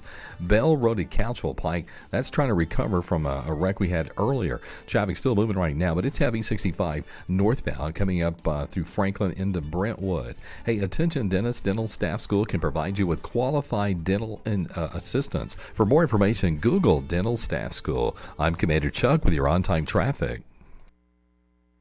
Are you tired of your current vehicle? Maybe looking for a new or pre-owned vehicle? Hey guys, it's Zach. Hayes Nissan of Rivergate is the best choice for your vehicle needs. Located at 1550 Gallatin Pike North in Madison, Hayes Nissan of Rivergate has been serving the Middle Tennessee community for over 3 decades. That gives you confidence that Hayes Nissan of Rivergate can find the perfect vehicle for your lifestyle and your budget. Their friendly and knowledgeable staff will make sure you are taken care of. I should know because I've seen it firsthand. Every vehicle I've purchased has been from Hayes Nissan of Rivergate, and I love the entire process. Now, I don't want you to forget about their award-winning parts and service department. It has everything you need to get you back on the road. Go visit them on the web at nissanofrivergate.com. They're open there 24/7, 365 days a year. Or give them a call at 615-865-7220. Again, that number is 615-865-7220. That's Hayes Nissan of Rivergate, where your dollar always goes farther. Tired of the same old company holiday party and looking to reward your team with a fun night out? What about something different for a birthday party or group gathering? Hello, this is Philip Cox of Strike and Spare Family Fun Centers, and we specialize in group events no matter the size at our Tusculum, Donaldson, Hermitage, Murfreesboro, and Hendersonville locations. Plus, Hendersonville and Murfreesboro offer enhanced entertainment options with bumper cars, laser tag, roller skating, and more. 'Tis the season to have fun with family, friends, and business associates, and there's no better place to do it than at Strike and Spare Family Fun Center. Visit strikeandspare.com to learn about the group outing option. Strike and Spare, where fun is bowling. It's a Bill King Show. Lane Kiffin. Let me get this straight. Bill, smooth-talking James Franklin just lost a quarterback recruit to Sun Belt Billy. Put him on the hot seat, Bill. The only thing James Franklin is good at is working the coaching carousel for a raise each year. He's really good at that. He's very, very good. Weekday mornings beginning at 6 on Sports Radio 560 on 95.9 FM. Five-state forecast. Your exclusive Nashville Sports Radio WNSR Sky Scan forecast. For this morning, cloudy and breezy with showers and thunderstorms likely. Winds could gust as high as 40 miles an hour. Showers and thunderstorms likely tonight with a low around 49. Utilizing the resources of the Weatherbug Network on Nashville Sports Radio, I'm WNSR's Chris Stone. Sports Radio WNSR.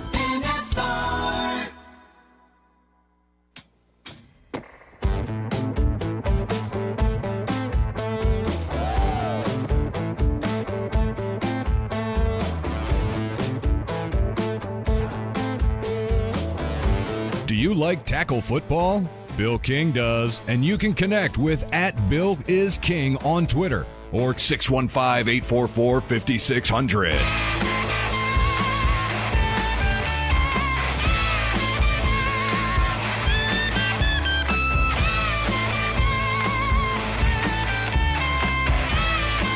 Jeff in the borough. What's going on, Bill? Jeff in the borough, welcome in. What's going on, Bill? I just wanted to tell Cosby, that kid from Tennessee is Shamar Porter from Innsworth. He's about 6'3", about 195. He's a receiver, 4-star. That's who's coming to Kentucky from Tennessee. That's number one. And number two, Cosby, they've got an interim coach right now. Bill Clark left before the season started. Darren Henshaw is their offensive coordinator. Used to be at Middle Tennessee. I can't remember the guy's name. But Played at Brentwood High School, Darren Henshaw. Yeah, but I'm saying he's offensive coordinator at UAB now. He was at Middle for a while. For I forget how many years he was on staff there. He was at Middle staff for a while before he jumped around to several places. But that's who's coming, Shamar Porter. He's a 4-star recruit. That's who's coming up here. So, who wants to hurry up, snap that ball, hurry up. I'm up 14 with 10 minutes. I don't care what the score is. Hurry up, snap that ball. Tony Robinson, the only quarterback to be drug out of prison to play in the NFL during the strike. So don't you tell me about other stuff. All these players that want to play for Heupel and other stuff.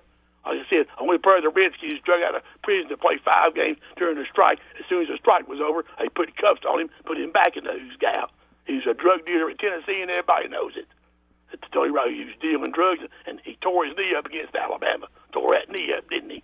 So don't you tell me about Kentucky players and Tennessee. They'll go wherever they want to, babe. Randall Cobb went up there, too, because Fulmer didn't recruit his butt. Because Fulmer tried to go over his house and get him, and Cobb told him, you're too late, pal. I'm going to Kentucky. Because he was a dumbass, wouldn't recruit the players. We can't help but Heupel and Pruitt can't recruit these good Tennessee players. They want to go somewhere real, play some real football, not that fake stuff at Neyland. General Neyland. You kidding me, babe? All he's general of is Chips Ahoy and Oreo double stuffs. He wasn't no Chip General, nothing. You tear down your own goalposts. You don't need them. Martin Middle School and Ohio Prison Reform System, who y'all be playing. You got a real team coming this weekend. It ain't UT Martin, pal. We got Will Levis, a top 5 draft pick, not Hendon Hooker, a second rounder at 38 or 40. Don't you tell him, like I said, we're coming for you, baby, and you better get ready. We play defense. These other teams don't, but we'll play some. So if we beat you Saturday, and I hope we do, I'm coming for you Monday, pal. Hang out with them Korean women. See if you can get you one. You about as ugly as they are. Hang in there, babe. We'll see you. Who's babe? I don't know about you. I don't want him calling me babe. I'm not comfortable with that. It's not good. Jim and Jupiter. Bill, Jeff and the Burrows impressions are absolutely hilarious. That's his Josh Heupel impression. His hurry it up impression.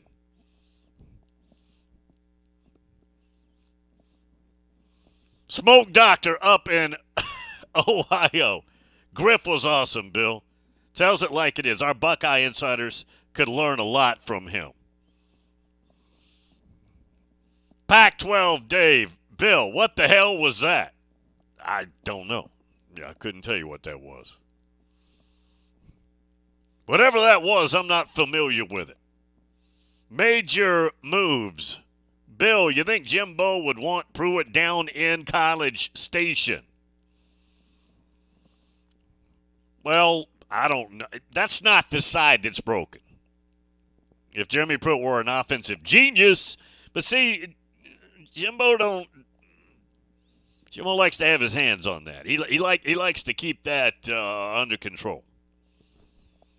So I don't know. But no, I don't think Pruitt is not the magic elixir that's missing in College Station at all. That's not what they're missing. Tomorrow, Brett Cianci will be with us, and also Blake Ruffino. I haven't locked Dave Biddle in yet from Bucknuts. I will. Yeah, I will. He said he could do it sometime this week. Coming back, Johnny Crawford will be with us on Thursday. TJ will be with us on Thursday as well. Johnny Crawford and TJ, both of them, been very, very good. Relatively new to the show. They've been outstanding. Learned a lot. Yeah, I was thinking about that. Officials, now we're talking college football, but officials have jurisdiction in the stadium, on the field, 90 minutes before the game. Immediately when the game's over, they're out. When that clock hits 0, they're out. Their jurisdiction stops. So I keep getting questioned. Bill, ask him about the Mount Cody play in 2009. He blocks Tennessee's kick. That ends the game. Cody takes his helmet off, starts running down the field. I think the answer would be the game's over. There's no more jurisdiction there. Now, where there's still, I don't, first of all, it really doesn't matter. 2009, Alabama won the Natty. It was a big play at the end. Tennessee could have pulled off a monster upset. True. But was there any time on the clock when Cody celebrated? Look, you're really going to end a game like that? I wouldn't have ended a game like that. Meaning, call a penalty and give him another kick. I don't know. You may disagree. Yeah, I've had people hit me up with that one. Bill, ask him about it. Yeah, he'll be back on Thursday. Looking forward to that. Market was down. Now it's up about $1.50. Keep an eye on Tesla. Tesla's acting like it wants to run.